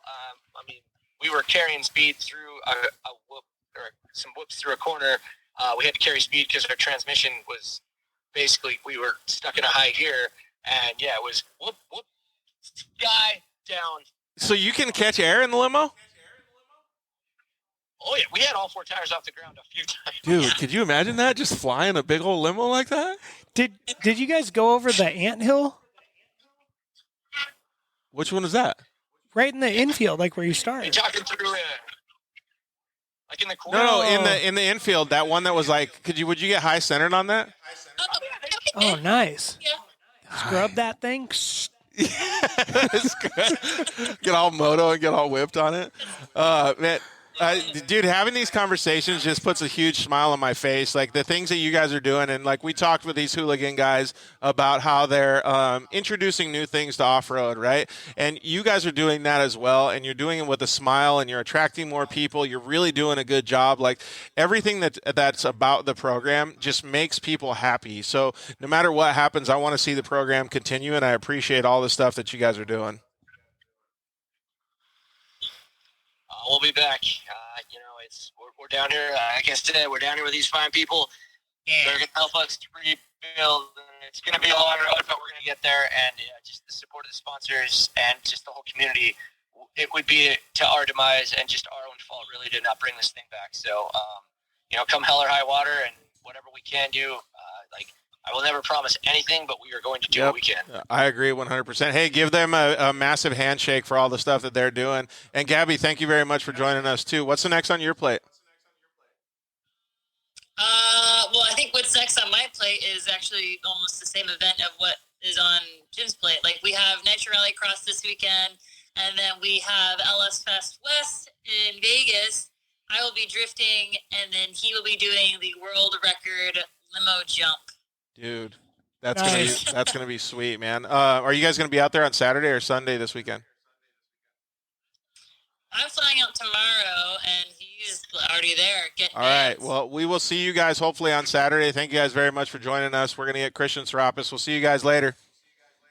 See you guys. All right. Thanks, guys. Thank you. All right, let's get Christian Serapis on. Dude, Jim, that's so cool. Like that just makes me happy hearing all that stuff. It's gonna be a party. Yeah, it's awesome.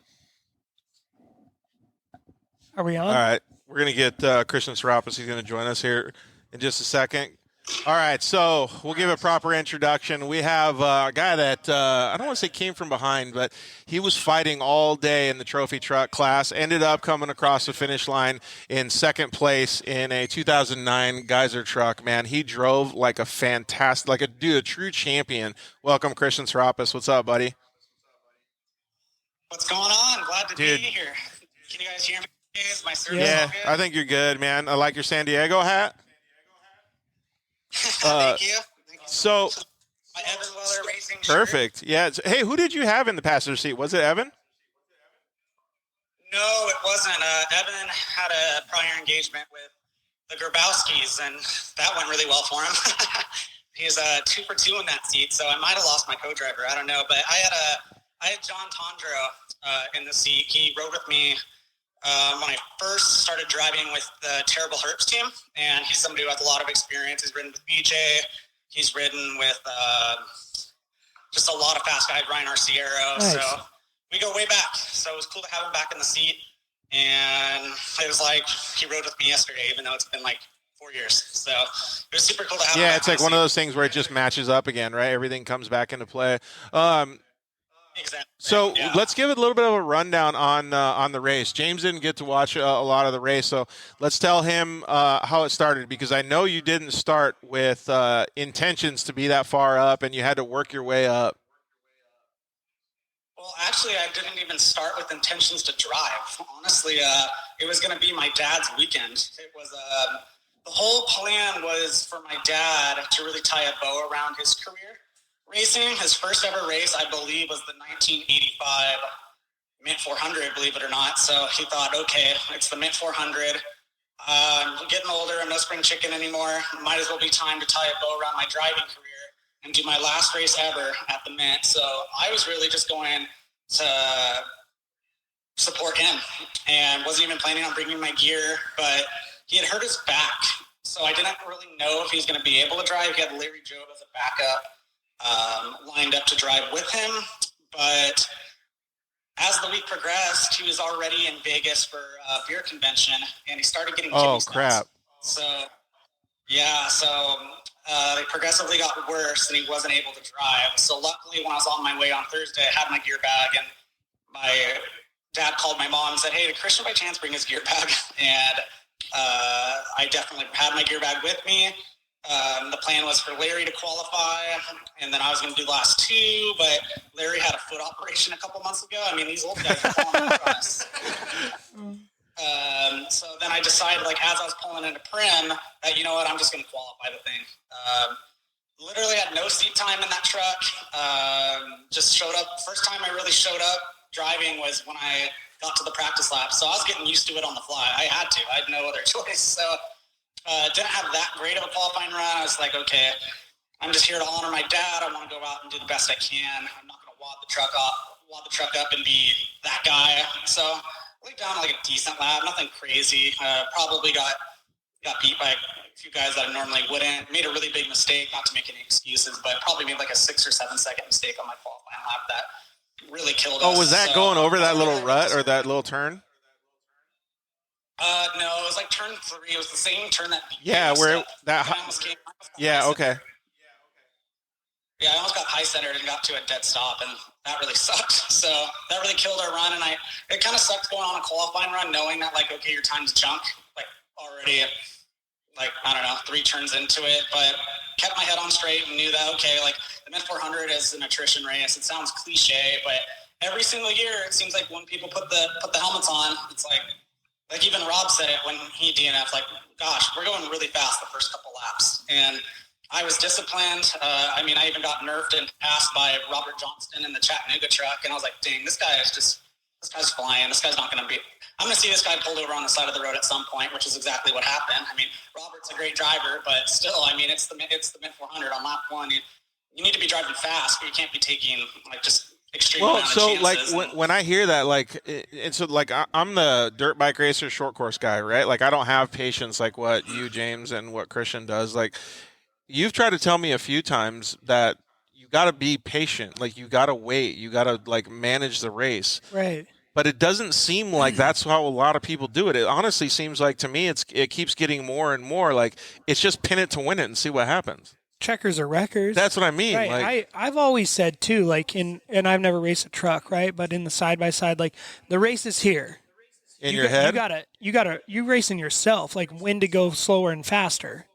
Like, you can, like, you know, like he just said, like, you get nerfed and passed, like, that happens to us in the side by side, right?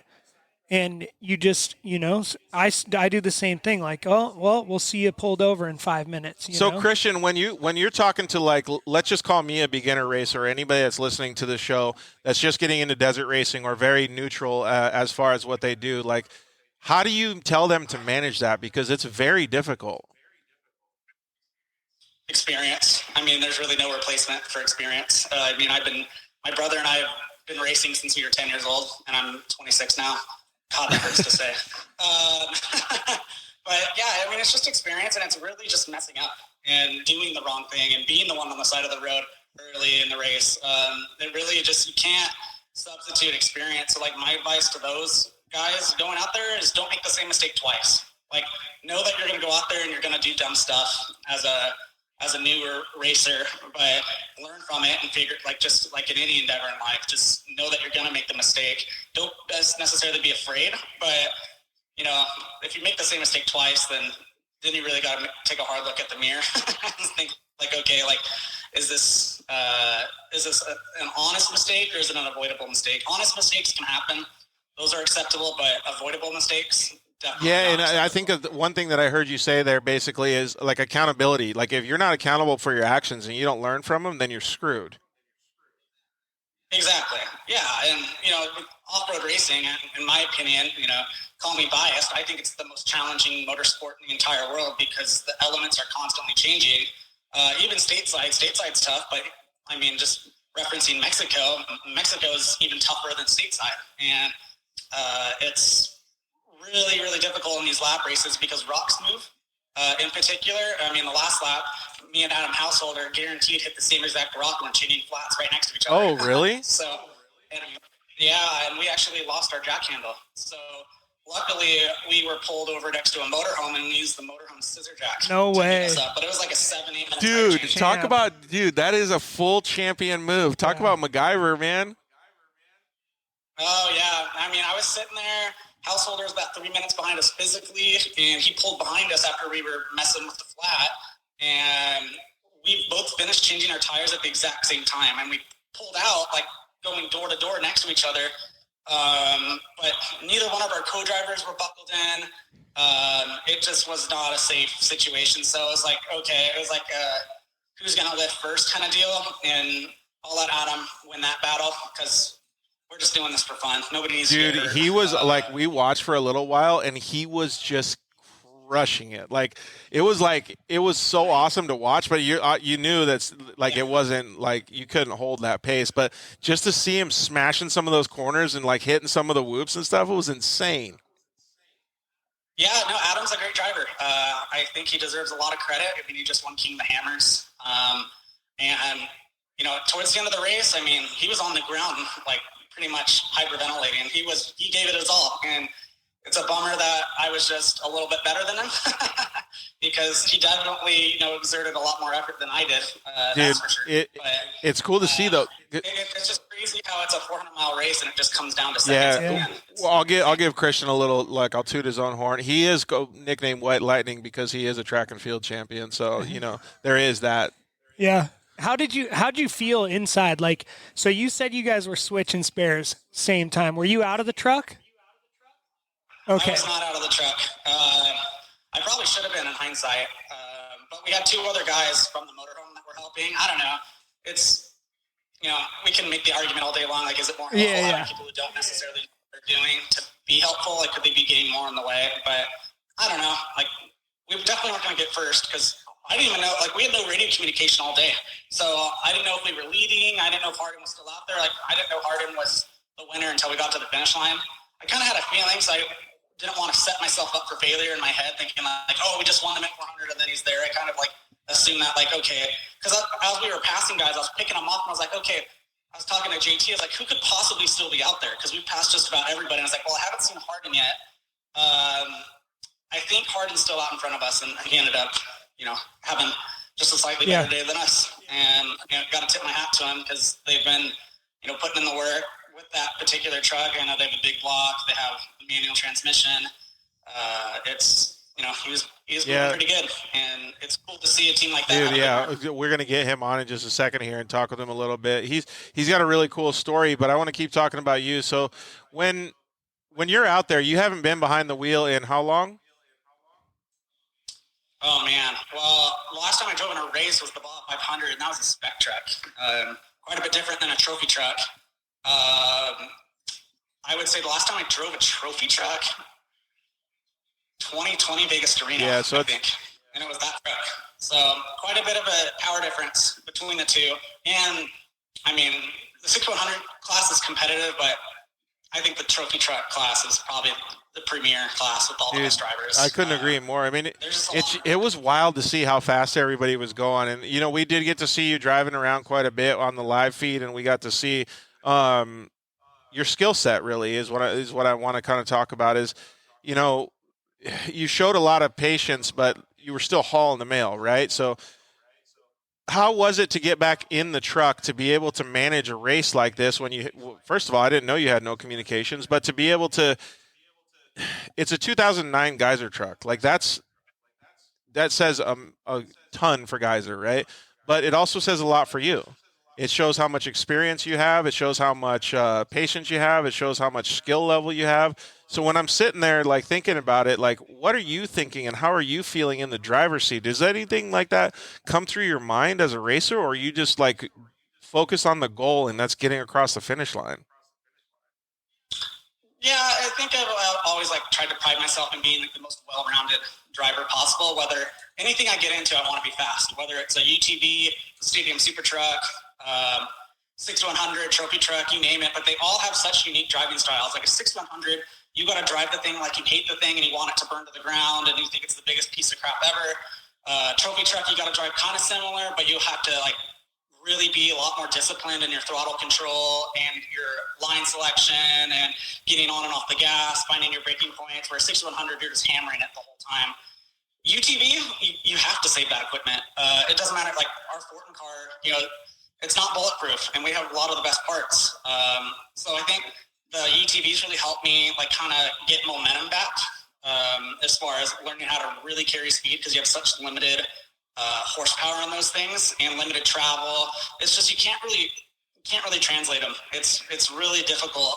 So just because you're fast in trophy truck doesn't mean you're going to be fast in UTV. Just because you're fast in UTV doesn't mean you're going to be fast in a trophy truck. So I had to learn pretty quickly, like literally like at the start line, like, okay, like I'm in a trophy truck. This is how I'm going to drive it. And this is me all like in the start lane in the staging, actually going through my head on like exactly what I'm going to do. Like you can even ask my co-driver GT, like I'm not really talking before the race because I'm really like in my head on like, okay, this is exactly what I want to do. I'm not on autopilot. Yeah, you're watching the race but happen in your head. I think that's kind of cool though, James. I'm watching Donnell. Yeah. Poor guy. That's just, I mean, I don't know. Like that's caused a huge controversy, but I mean, we drove over it in the practice lap. I watched the live stream from the day before. Like it. I mean, if people don't like take it as seriously as I do, then that's exactly. I agree. I watched it because obviously we race the bikes, right? And I'm like, so what's going on out here? So then I watched some of the razors do it, and then I'm just like, dude, it's like 12 feet tall. Yeah. Like either you're gonna rocket ship this thing or just slow down. Yeah, I agree.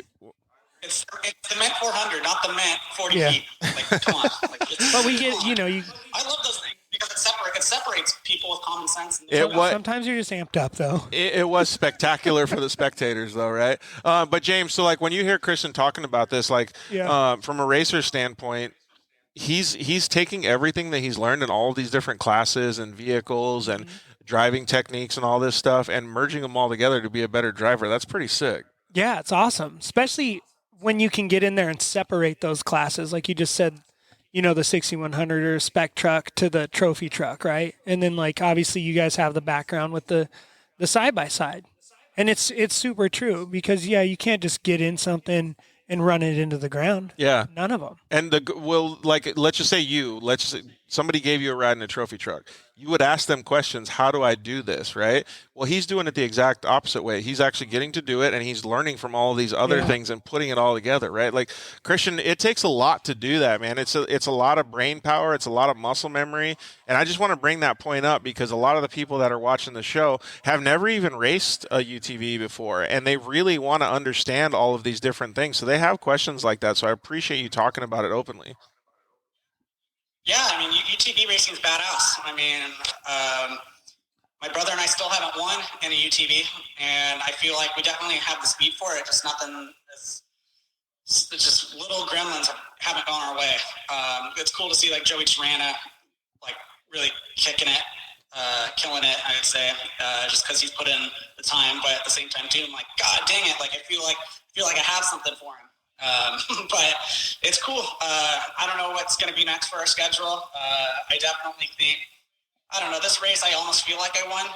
Credit to Eric Hardin, but I mean, granted what happened to us at the Baja 1000 and all like the personal things that happened behind the scenes, it was a long road to get to the Mint, and to be able to, have just a solid result and be able to honor my dad with the second place.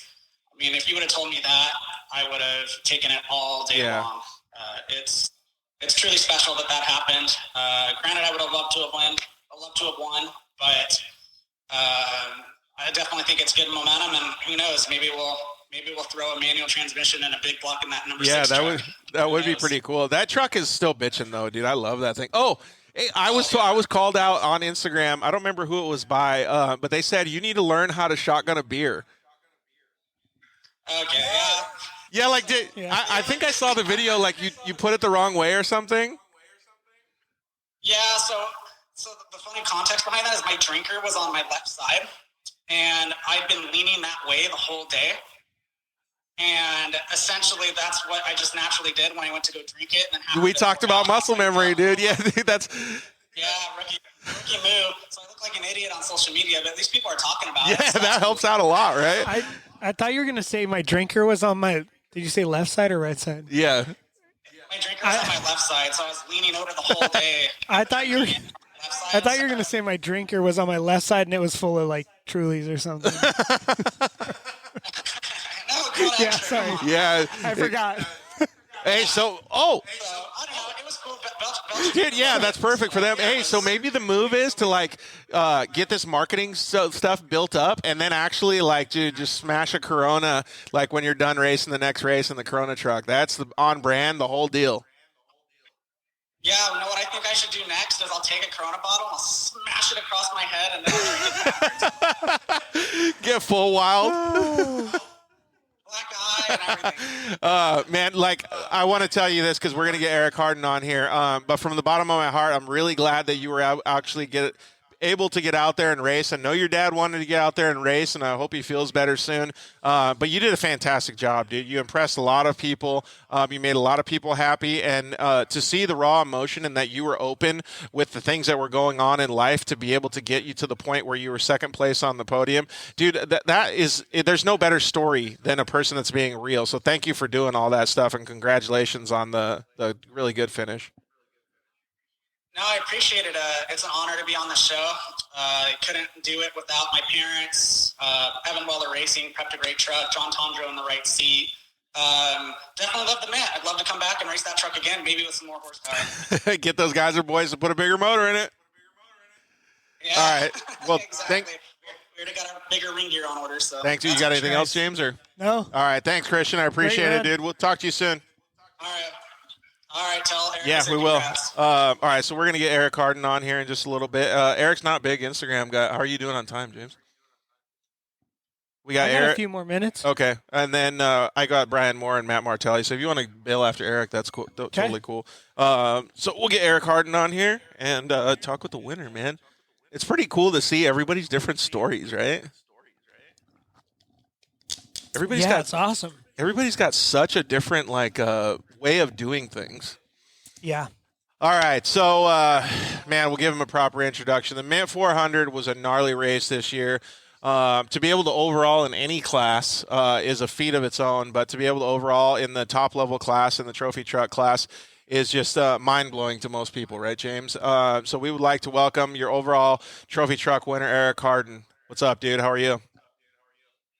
Hey, thanks, guys, for having me on. Yeah, we're stoked, man. Hey, and good job on your internet skills today on Instagram. Hey, I'm new to this stuff, but yeah. So one thing that I was going to tell you, James, when you win a trophy truck race like the Mint 400, your phone just blows up. I can barely get a hold of this dude. That's awesome. So, man, first of all, congratulations. Super cool to see you up there. I want to talk about a couple things. I want to talk about, your race and all these different things that happen. But we're going to have a show with Eric on Monday, actually. We're going to get some of his backstory, and I'd kind of like to give a little teaser of that. So, James, I'm not sure if you know, but Eric drives with his left foot. Okay. Because his right leg was amputated right at the knee years ago, right, Eric? Yeah, I was 12 years old. I'm 40 now, so 28 years, 27 years. Yeah, so no small feat to drive with your left foot and to drive like that. But one thing that I wanted to talk about was the race course was insane gnarly at the end of the day for these guys.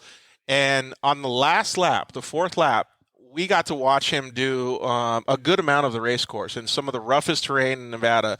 And the timing that he had in his truck looked like a dirt bike, dude. Like he was wheeling bumps, like so he would downside one like a double bump, and then he would wheelie the next one, and then he would get the back wheels off the ground and tap the wheel on the next bump. Like the timing looked like it was like Eli Tomac going through whoops at Daytona or something. It was insane. It was almost like poetry in a trophy truck. So I wanted to tell you, Eric, like it's insane that anybody can do that, and you with your situation is just blows my mind, dude. So the however you're doing it, kudos to you. No, thank you guys. They weren't all perfect though, that's for sure. They weren't all timed exactly. Hey, well, dude, it was perfect on TV, so that's all that matters. Some were a little wild, not as wild as Ryan's. I saw his clip. That was pretty insane. Oh, when he smashed that sand hill. Oh my. Yeah, he's crazy. It was pretty wild to see all that stuff. Give us a little bit of a breakdown of your race. Oh, same thing as always, and I'm late to get on your show tonight. Sorry I couldn't watch the whole thing. The Martellis put together a crazy race course like they always do. It was really cool how it went through Beer Bottle Pass again. It hits the fast stuff, the technical stuff, the slow stuff, the sand whoops, which are unpredictable. Some lake beds.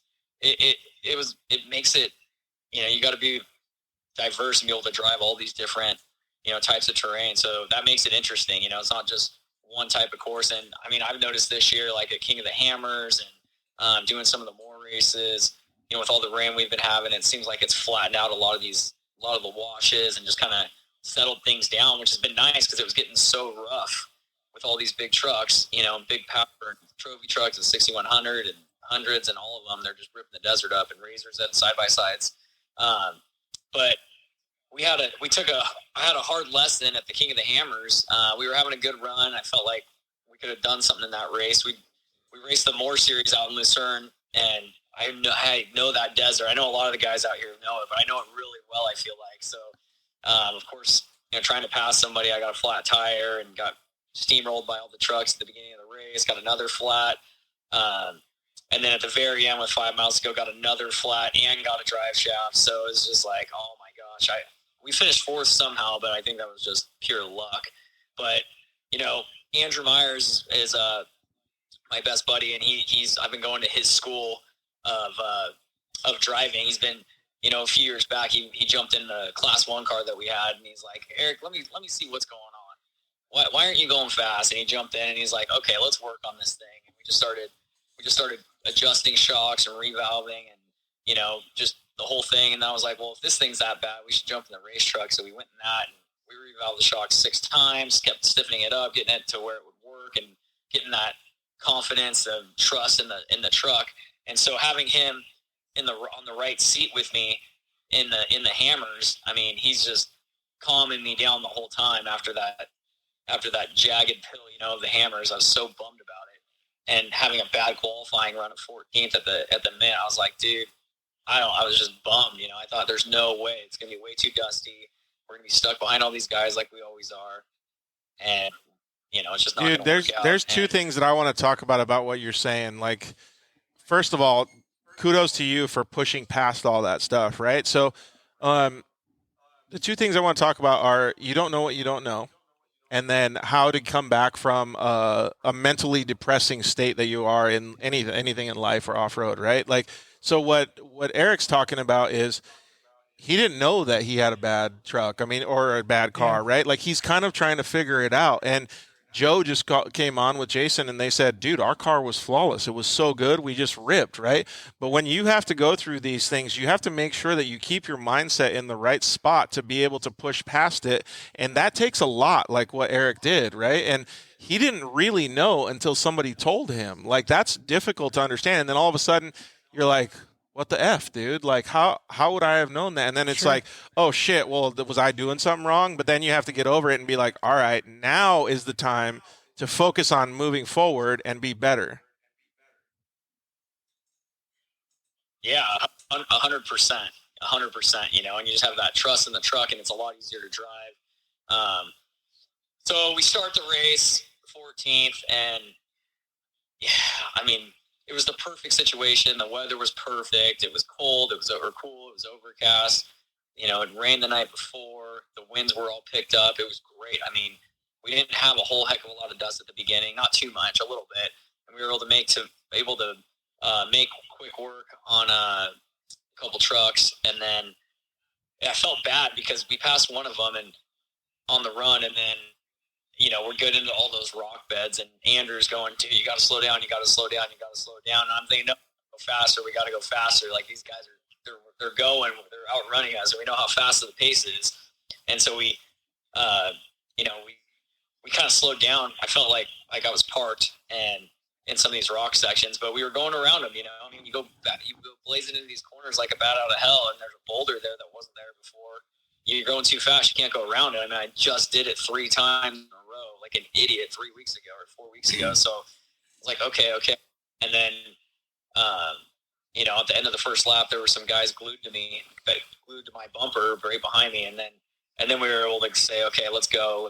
And the first section of the course is, it's not that rocky at the beginning. And, I'm confident we know that course pretty well, that first section especially. And so we were able to lay it down and put some distance on, and then just kind of start running our own race the second lap and just being able to take our time. And then it was crazy. Normally you get stuck behind somebody for 100 miles in these races, or you can. And, everybody just kept stopping. I mean, people were pulled over all over the place with flat tires. And I was like, that was me 3 weeks ago. Oh my gosh, this is so much easier. I know we're going slower, but we're not stopping. So it was a big lesson for me. I don't want to slow the pace of the race down doing that, but it was nice to not have to get out for once. So James, that's like one of those things, like slower is faster. For sure.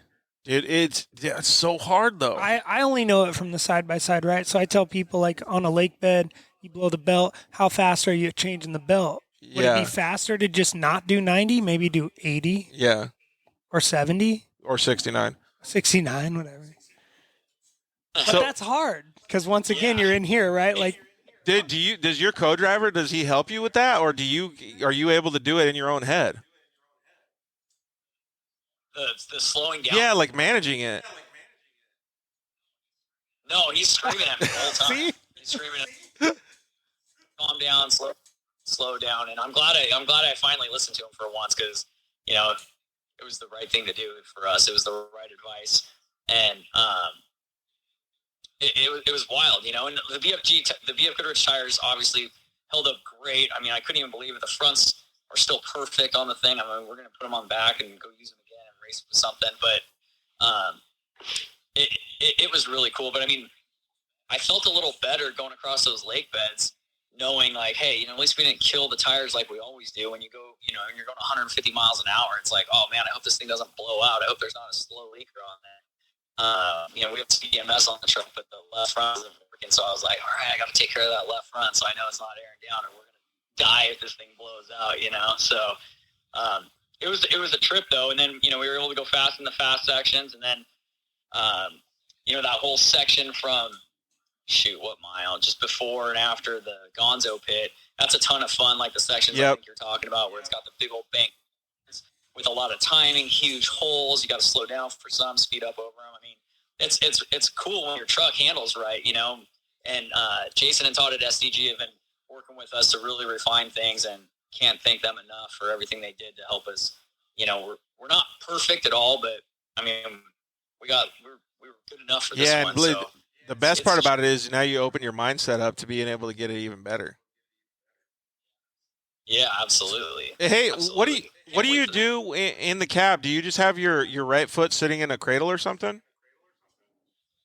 Yeah, so I just I have my prosthetic just kind of bungee corded back up against the seat, and then I just drive with my left foot only. So it's good and bad, It's bad for fuel economy because it's either on or off. It's kind of like a switch. Hard on the brakes, hard on the gas. It's just a kind of a jerky ride. We struggle a little bit more in some of the technical stuff, and that kind of adds to some of our challenges in qualifying, getting around these tight technical qualifying courses.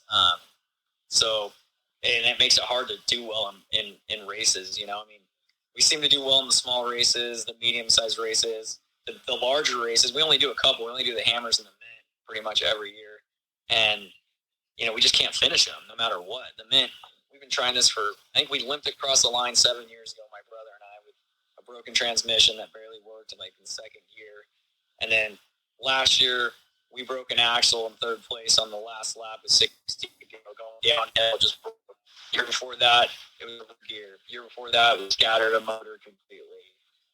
Every time it's in no man's land. We always break in no man's land, so we get to spend a good 8 or 12 hours up there. You know, it gets cold at night and the whole thing, so it's never fun doing that.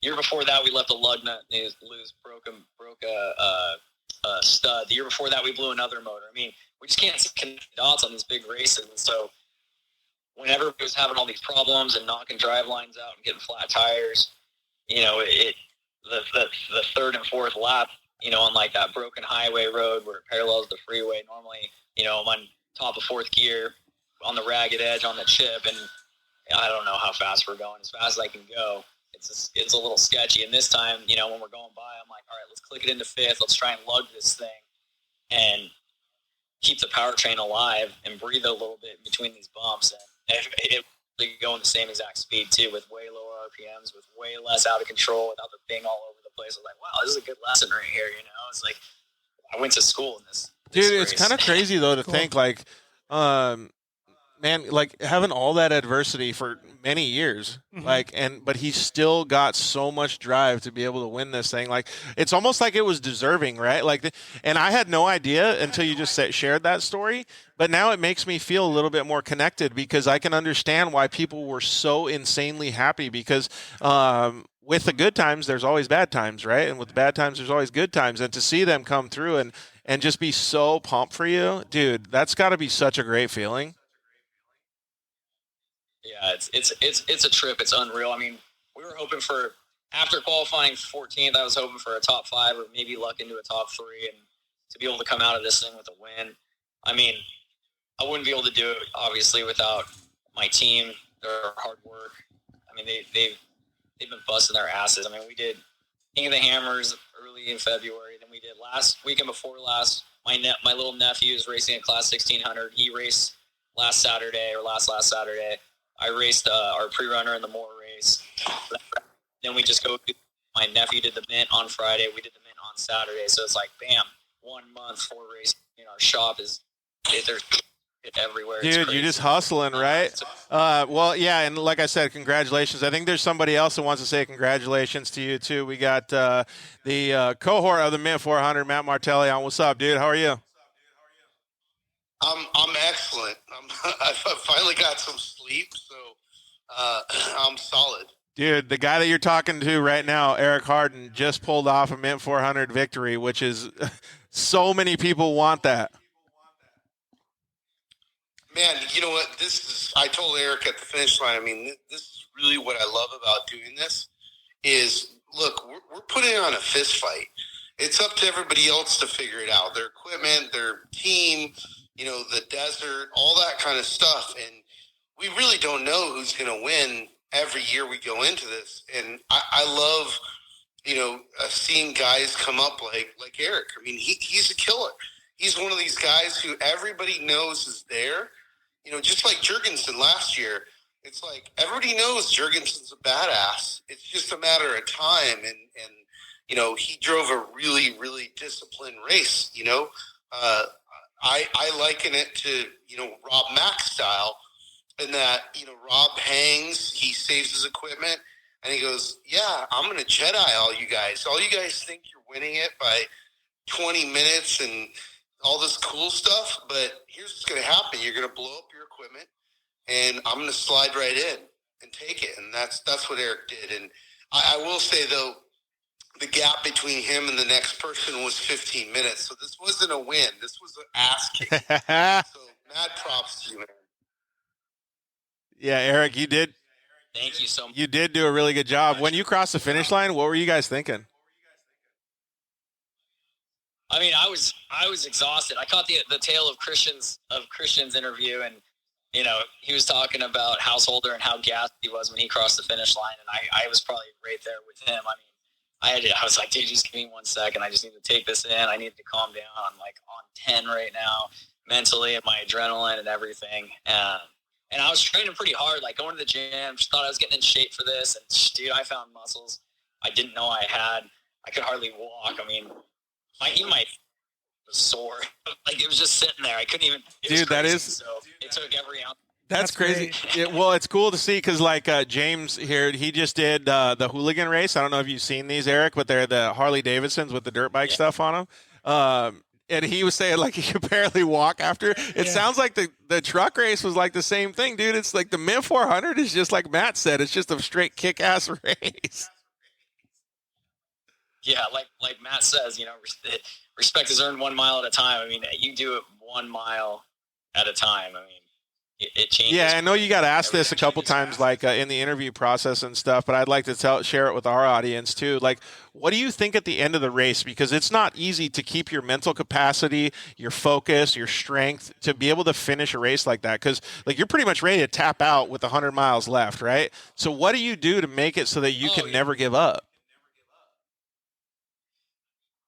I mean, I was chasing Harley and Kevin down at the last lap. You know, I was like, all right, if we lose to these guys, I think we got them on time by, 30 seconds or a minute. I don't know what it is, but if we lose this thing because of that, because we're not pushing hard enough, I'm going to be devastated. So, I mean, I was driving as fast as I could the third lap and the fourth lap up until,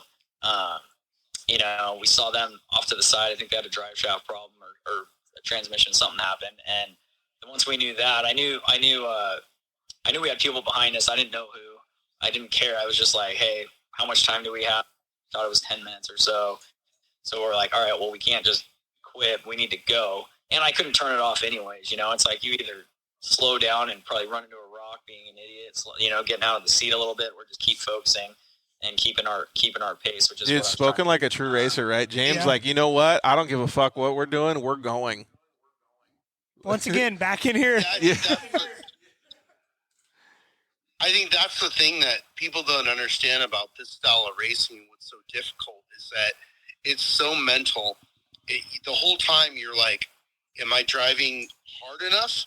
Am I not driving hard enough? Because it's not like, Formula U and NASCAR where you could see the guy in front of you and you're like, I have 2 car lengths or whatever. Right, you don't know. Like you're getting split times, and there's some general idea, but you really don't know. So it's super mental. It really is Jedi stuff. It's like you have to control your mind. The equipment, your team. Feel what the race car is doing. I mean, again, like I'm biased, obviously, but I mean, this is the most badass form of motorsport on the planet, and like. You guys saw it at this race in particular. It was wild. It was wild in every class, but like, in the top field, it was just like, it was bonkers. It was like drama from the start of the race to the end of the race. I'm like, I texted Dondell. I'm like, thanks for starting the drama, dude. That was great. He texted me back the middle finger. So. It figures. Well, Eric. Give us a little bit of a breakdown. Like when you're the one out on course, we saw everybody just like going balls to the wall. Like, what do you do in that case? Are you just like, dude, this is way too fast? I mean, I was going balls to the walls too, just not in the boulder where all the boulders and areas are. And, and when we had some clean air for a while, typically when that would happen, we're always so far back though, usually that, you get a pocket of clean air, close the gap, get on the next guy, get a pocket of clean air, close, and I had clean air forever. And I'm like, dude, I'm not catching these guys. Where are they? We'd slowly be seeing people changing tires. And, we passed Rob Mack, and he was lowering his jack when we passed him. And I'm like, oh, great. The goat's right behind us. Of course. Yeah, what's going to happen at that point, right? Hey, but the cool part about it is, like you had said before, you're like, yeah, we made all these changes to the truck, so maybe you didn't even feel like you were going that much faster than what you normally do, but you were because the truck was acting better. Yeah, and that's what Andrew said. Andrew's like, don't worry about it. He's like, if those guys want to run that hard and try and catch up and keep up with us, then they can, and let's see if they can do it, type of a thing. I was like, all right, whatever. We're just gonna keep driving out the windshield, not out the mirror. I mean, I don't know what ended up happening to him in particular, but I know it was just tearing trucks up with all the tackiness, with the rainfall and all that. And I mean, we barely made it to the finish line. I was telling Matt, I mean, this thing, our truck has an Albin sequential and with an air shifter in it, and like 20 miles from the finish line, it started making like the worst noises. I thought we lost a rear gear. It was horrible. It wouldn't come up, and then it wouldn't come up on the third, out of second. We can't go very fast in second gear, so we probably would have lost. I think Christian and Householder, as hard as they were pushing, I think they would have gotten us. But I was able to get it up into fourth, and then we just left it in fourth for the last 20 miles and tried not to kill the converter, with the heat and all that. I was like, oh, thank God we were able to get there, because I know the dog rings are probably smoked on that thing. But it just tears every single thing apart, And again, like, that's what I love about this race. I'm like, look, no fancy 4-wheel drive $1.5 million truck has ever won this race, and it's because it's the brutality in 400 miles and the pace, right? And we're not opposed to that. Let me be straight on this. Like, Neil Mason's my friend. What he's done is remarkable.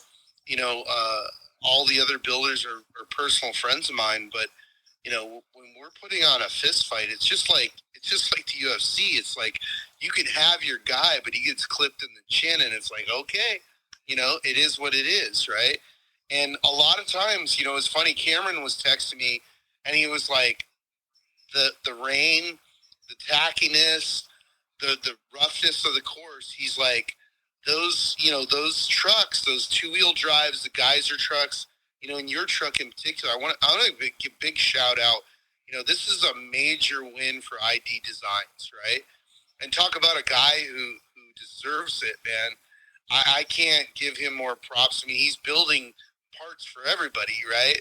But this, I feel like, we should go have a party at his shop and be like, all right, this is the coming out party. Like, there's, like, he's yeah, we had so many people direct message us that same thing. They're like, yes, finally Eric put ID Designs on the map. Like, yes, like, and I don't know, like, I'm not that big of a trophy truck guy, so I don't know as much as what you guys are talking about, but that's got to feel good. Well, James, like, you're a builder. Sure. You want that recognition. For sure. And especially if you're like the underdog, right? Like, we're always rooting for the underdog. So you see that and you're like, that's it. Dude, Eric, way to score one for the boys.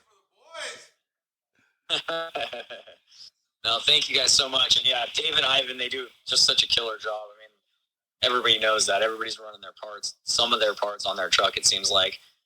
They support us well and help get us out here. So it's cool to get the old girl. She's a older truck, a big, heavy girl, but I mean, she ran great. Dugan's engine ran awesome. BFG tires held together great. Transmission got us back to the finish. I mean, it was crazy. Crazy. I mean, I didn't even know where to go. I got lost. I'm driving around when we finished because I was like, oh my gosh, I couldn't even believe we finished the Mint 400. You're just cruising. Somebody pick me up. Dude, that's so awesome, man. And then what about when you got to the podium or back to the pits? Was everybody just like, fuck yeah? Oh, dude, it was wild. It was wild. I mean, pretty much every person I've ever met was texting me and messaging me, and I'm new to this social media stuff, and it's going crazy. I'm like, wow, this is wild, and the Martellis do such a great job of promoting that race. I mean, it is the Daytona 500 of our sport, biggest race in the States. It's just an honor to be in that league, with Lofton and Jurgensen and McMillan's, all these, Rob Mack, everybody who's won it. It's crazy. But, like, let's talk about, like, besides your off-road history, you're a racer, right? So it's funny because I was trying to think of it the other day of, like, I remember back when Lofton was sponsored by General Tire, and we were doing a profile, and that's the first time we met. He's like, hey, meet my friend Eric. I'm like, I don't have time for this. You know what I mean? It was like, because you guys were racing against each other on pavement. Yeah. We raced a couple of years together for sure. He was better for sure. I mean, Lofton had an incredible, stock car career with NASCAR and ARCA and everything. I mean, he's a good buddy, and I'm glad he let somebody else win. I don't know about that, dude. I think you earned this one. What do they say? They earned it 1 mile at a time. Well, I mean, it's so funny. I've known him for so long. He does this thing where he's like, well, I'm going to come and I'm mainly going to focus on the beef stuff, but I'm going to race. And I'm like, dude, you have a four-wheel drive Mason, you're savage, and you have new shoes, so you don't have the fear of the flat. And you saw that in qualifying, and he went out there and just was like, we were like, holy cow! Like if he could have, if the equipment would have lasted, I mean, it would have been, a massive gap. But that's the thing. It's like, how many races has the press release been? I was leading win, right? A $4 part broke, and the part you didn't expect. I mean, BJ had like an oil sump crack,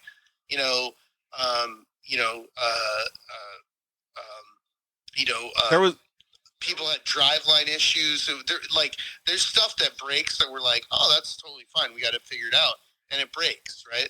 That's literally how I know about mechanics, is like through off-road racing and braking stuff and looking at it and going, oh, okay, that's what a U-joint is, or that's what a transmission is, or whatever. Yeah, it's right? kind of crazy to think like how many things can go wrong, and then like after 400 miles of just battling, I still liken this to like most people don't understand. 400 miles is like, let's just say from San Diego, I don't know, to wherever. It's not Phoenix, but to Tucson. Like that's a long ways in a car. It takes you almost 8 hours to do that in a regular car. And you guys are beating the shit out of a truck going through the middle of the desert at this almost the same rate of speed or higher, and doing it for God, just pounding your bodies. And it's just unreal to me that like more stuff doesn't break. Yeah, a lot breaks. It seems like everything breaks every time. Did you guys have any issues? Just our transmission at the end, and we were able to limp it through. But other than that, I mean, we didn't stop, we didn't get out. It was crazy, and I was surprised to see Adam. I saw Adam next to Arciero on, I don't know, maybe lap 3 or 2, and he was parked right next to him, and he was like giving me, go on. I'm like, I thought he was out, because I know Ryan was out because we saw him the lap before, and I didn't know that they were changing a drive shaft in like 8 minutes or however fast they did it. I mean, he was right behind us. He'd be right there. I think also. So it's crazy. I mean, hats off to them. They did a great job. I mean, he just came off the Hammers win. He laid it down. I was looking at the lap times. He had the fastest lap in the first, or the fastest time in the first lap, if I read that right. I mean, it's pretty impressive. Like they did a great job, and obviously Christian is, he's a pro. He's been doing this for a while, and he's fast at anything he's in. And I've always looked up to the Serapis boys. They're way younger than me, but they race a lot and they're fast. They do a good job. So, but we weren't really looking behind us at that point. We were just moving forward, trying to get the next guy. And well, I like a lot of the stuff that you're saying, Eric, is like, so James, he's talking about how good his competitors are, right? Sure. So he knows that he has to up his game to be able to beat those guys. Like Matt said, it's like MMA, but in off-road, like out in the track, right? Like all of these different things, man, just make me so proud to be part of the off-road community, to see guys like you, Eric, to be able to succeed and just do better, man. We're going to talk to Matt and kind of end the show, Eric, but give us a shout out to all your the people that helped you get up there. And man, I can't wait to see you on Monday. Yeah, absolutely. I want to thank my brother for all of his support, my family, the commitment that they've made and we've all made to get it done. Without them, my wife for standing behind me and being supportive and being at all the races. Well, most of them. She doesn't go to all of them, but most of them. She's in the background listening to this. And all the guys at the shop, Nick, Taylor, Robert, Caden, Justin at the races, Vinny. I mean, I can't name them all, but it is much appreciated, and it's been a long time coming. We're super excited. We're going to party this weekend and celebrate. And thanks again, Matt, for everything. It's an honor. Thank you guys for having me on the show. Yeah, absolutely, man. You deserved it 100%, and I'm glad that you were able to finally get that win. Hey, congratulations, and go have a sweet time this weekend. All right, thanks. Way to Thanks, go. guys. Hey, congrats. All right, Matt. later, Eric. All right, Matt. So we'll give it about 5 minutes. We're going to get pretty much the end of the show. There's two things that I wanted to talk about. I wanted to talk about your level of stoke after a successful race, and I also wanted to talk about the broadcast. What do you want to do first? Let's talk about Stoke because I'm stoked. Dude, it was pretty cool, man. There was so many cool things that happened in my mind. We got to see James Hill on a hooligan bike. We got to see all those guys racing dirt bikes, man. There was a bunch of kids that were pumped. Connor Eddy came home second. Man, he was really pushing it. All kinds of fun stuff happened in the UTV class. Cool stuff that happened with, what did they call the limo class again? The hoopty class or something? Hoopty / Yeah, hoopty something that you guys Gambler? named it. The hoopty. The gambler. Yeah, hoopty that class. was really cool to see. And so, like, there was fun had by many, right? And to be able to see and broadcast that stuff the way that you guys did and the new technology that's been coming out, I mean, there's so many wins that happened this year at the Mint 400. My level of stoke is high. Yours has got to be that much higher. Yeah, it's weird. Like the whole weekend, I'm like stressed and tired, but I'm like on a high, right? And it's hard to sleep, you know. I was probably sleeping a couple hours a night and trying to absorb everything because, you know, I remember Sal Fish telling me, you know, years ago, he's like, look, man, like what we're doing is really special and you have to be in the moment and you have to, you know, let everybody else be in the moment. And so I try and do that as much as possible, which means that there's not much sleep, which is totally fine. Right. Like I wish I couldn't sleep at all during the event and just soak it all in. You know, yeah, the whole thing is special to me from from the trash cleanup, you know, and leading by example and showing people like this is our environment. This is we off-roaders are tree huggers. We just like to tree hug driving really fast. You know what I mean? And then, you know, but none of us like to see trash out in the desert. So it's like, look, there's nobody in Nevada that has pulled more trash out of the desert than the Mint 400. You know, That's pretty rad. Yeah, I love that, dude. That's a fact. So, and then, you know, with our partners with, you know, with Tread Lightly and, you know, the whole program, it's amazing. And then I have like this weird lull, like, you know, okay, cool. Like we did that Saturday. And then, you know, of course, me being me, you know, what did we do? Sorry, we got helicopters flying around, but, we went, me and my cousin, you know, a lot of you don't know, Killian is my cousin. He showed up, I don't even know, like 7 years ago or whatever it was, to go to a concert with my brother and just stayed on the couch too long. And I went, look, dude, here, you need to carry shit. We're going to a shoot. And I took him to a short course race. And then I think the next day we were shooting some stuff with BJ.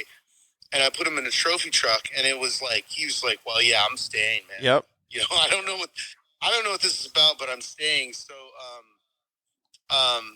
yeah, he, you know, he kicks that. Sorry. No, but you're right because he had played a big part in this. He got all this stuff lined up for all the racers, did a lot of scheduling. I mean, he was just a massive part of the whole event.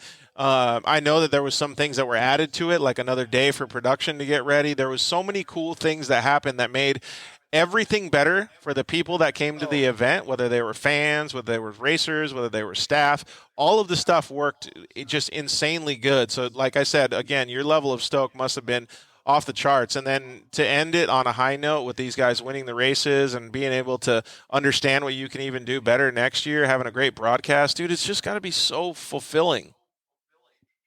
It is, but let me go back to now I know where I was at. So, okay, so cool. We clean up the desert on Saturday, and then, you know, that's his birthday. Every year, Killian, you know, doesn't really get a proper birthday because it's during the Mint 400, right? And so we try and do what we can do for him. So both him and I and my brother are big, MMA fans. So we went to the UFC and we watched John Jones fight, and it was incredible. We went with we brought CJ Fasten who raced with us, and it was an incredible night. And that was on Saturday night, and then we get up in the morning and we're like, cool, we're really tight with the city of Las Vegas, and they invited us to the NASCAR race. We went to the NASCAR race dude. on Sunday. Nice. And it was awesome because there was, it was all of our off-road boys. It was, Herbst, it was Smith. It was like, it was rad because it was like, okay, this is the next era of off-road guys, going in and climbing up in NASCAR. So that was really cool.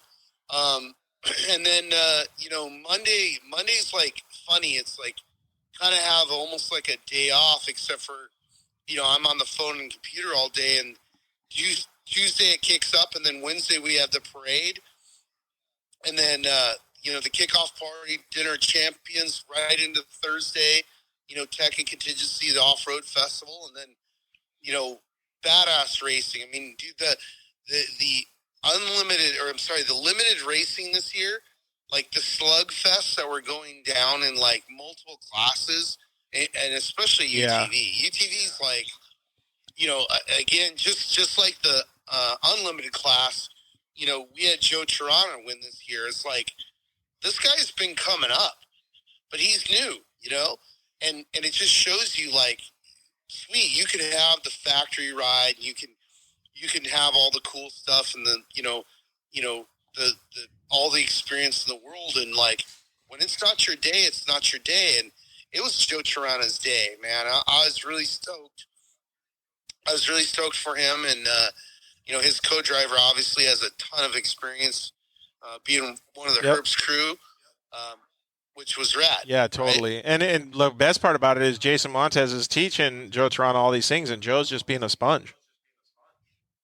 Yeah, well, that's what I mean. It's like Montez is going to go get in a unlimited truck the next day and do more battle. Like the dude's, he's smart and he's a savage. You know what I mean? 100%, man. I just love that we came away like with mad smiles. There was so many people that had issues out there. I know Brooke Jensen had a blown motor. Like there was all kinds of people that we don't even know what happened to their cars. But the off-road community is just one that I don't know. You can't explain it, man. It's just such a good community to be a part of. So I'm glad that James was able to finish on his hooligan bike. Woo! Yeah. Real idiot. James, like, you're crazy. It was fun, dude. man. I love you. You're crazy. It was a good time. He said he was battling with Mark, like for the first couple or the first couple of corners and First stuff. 25 miles.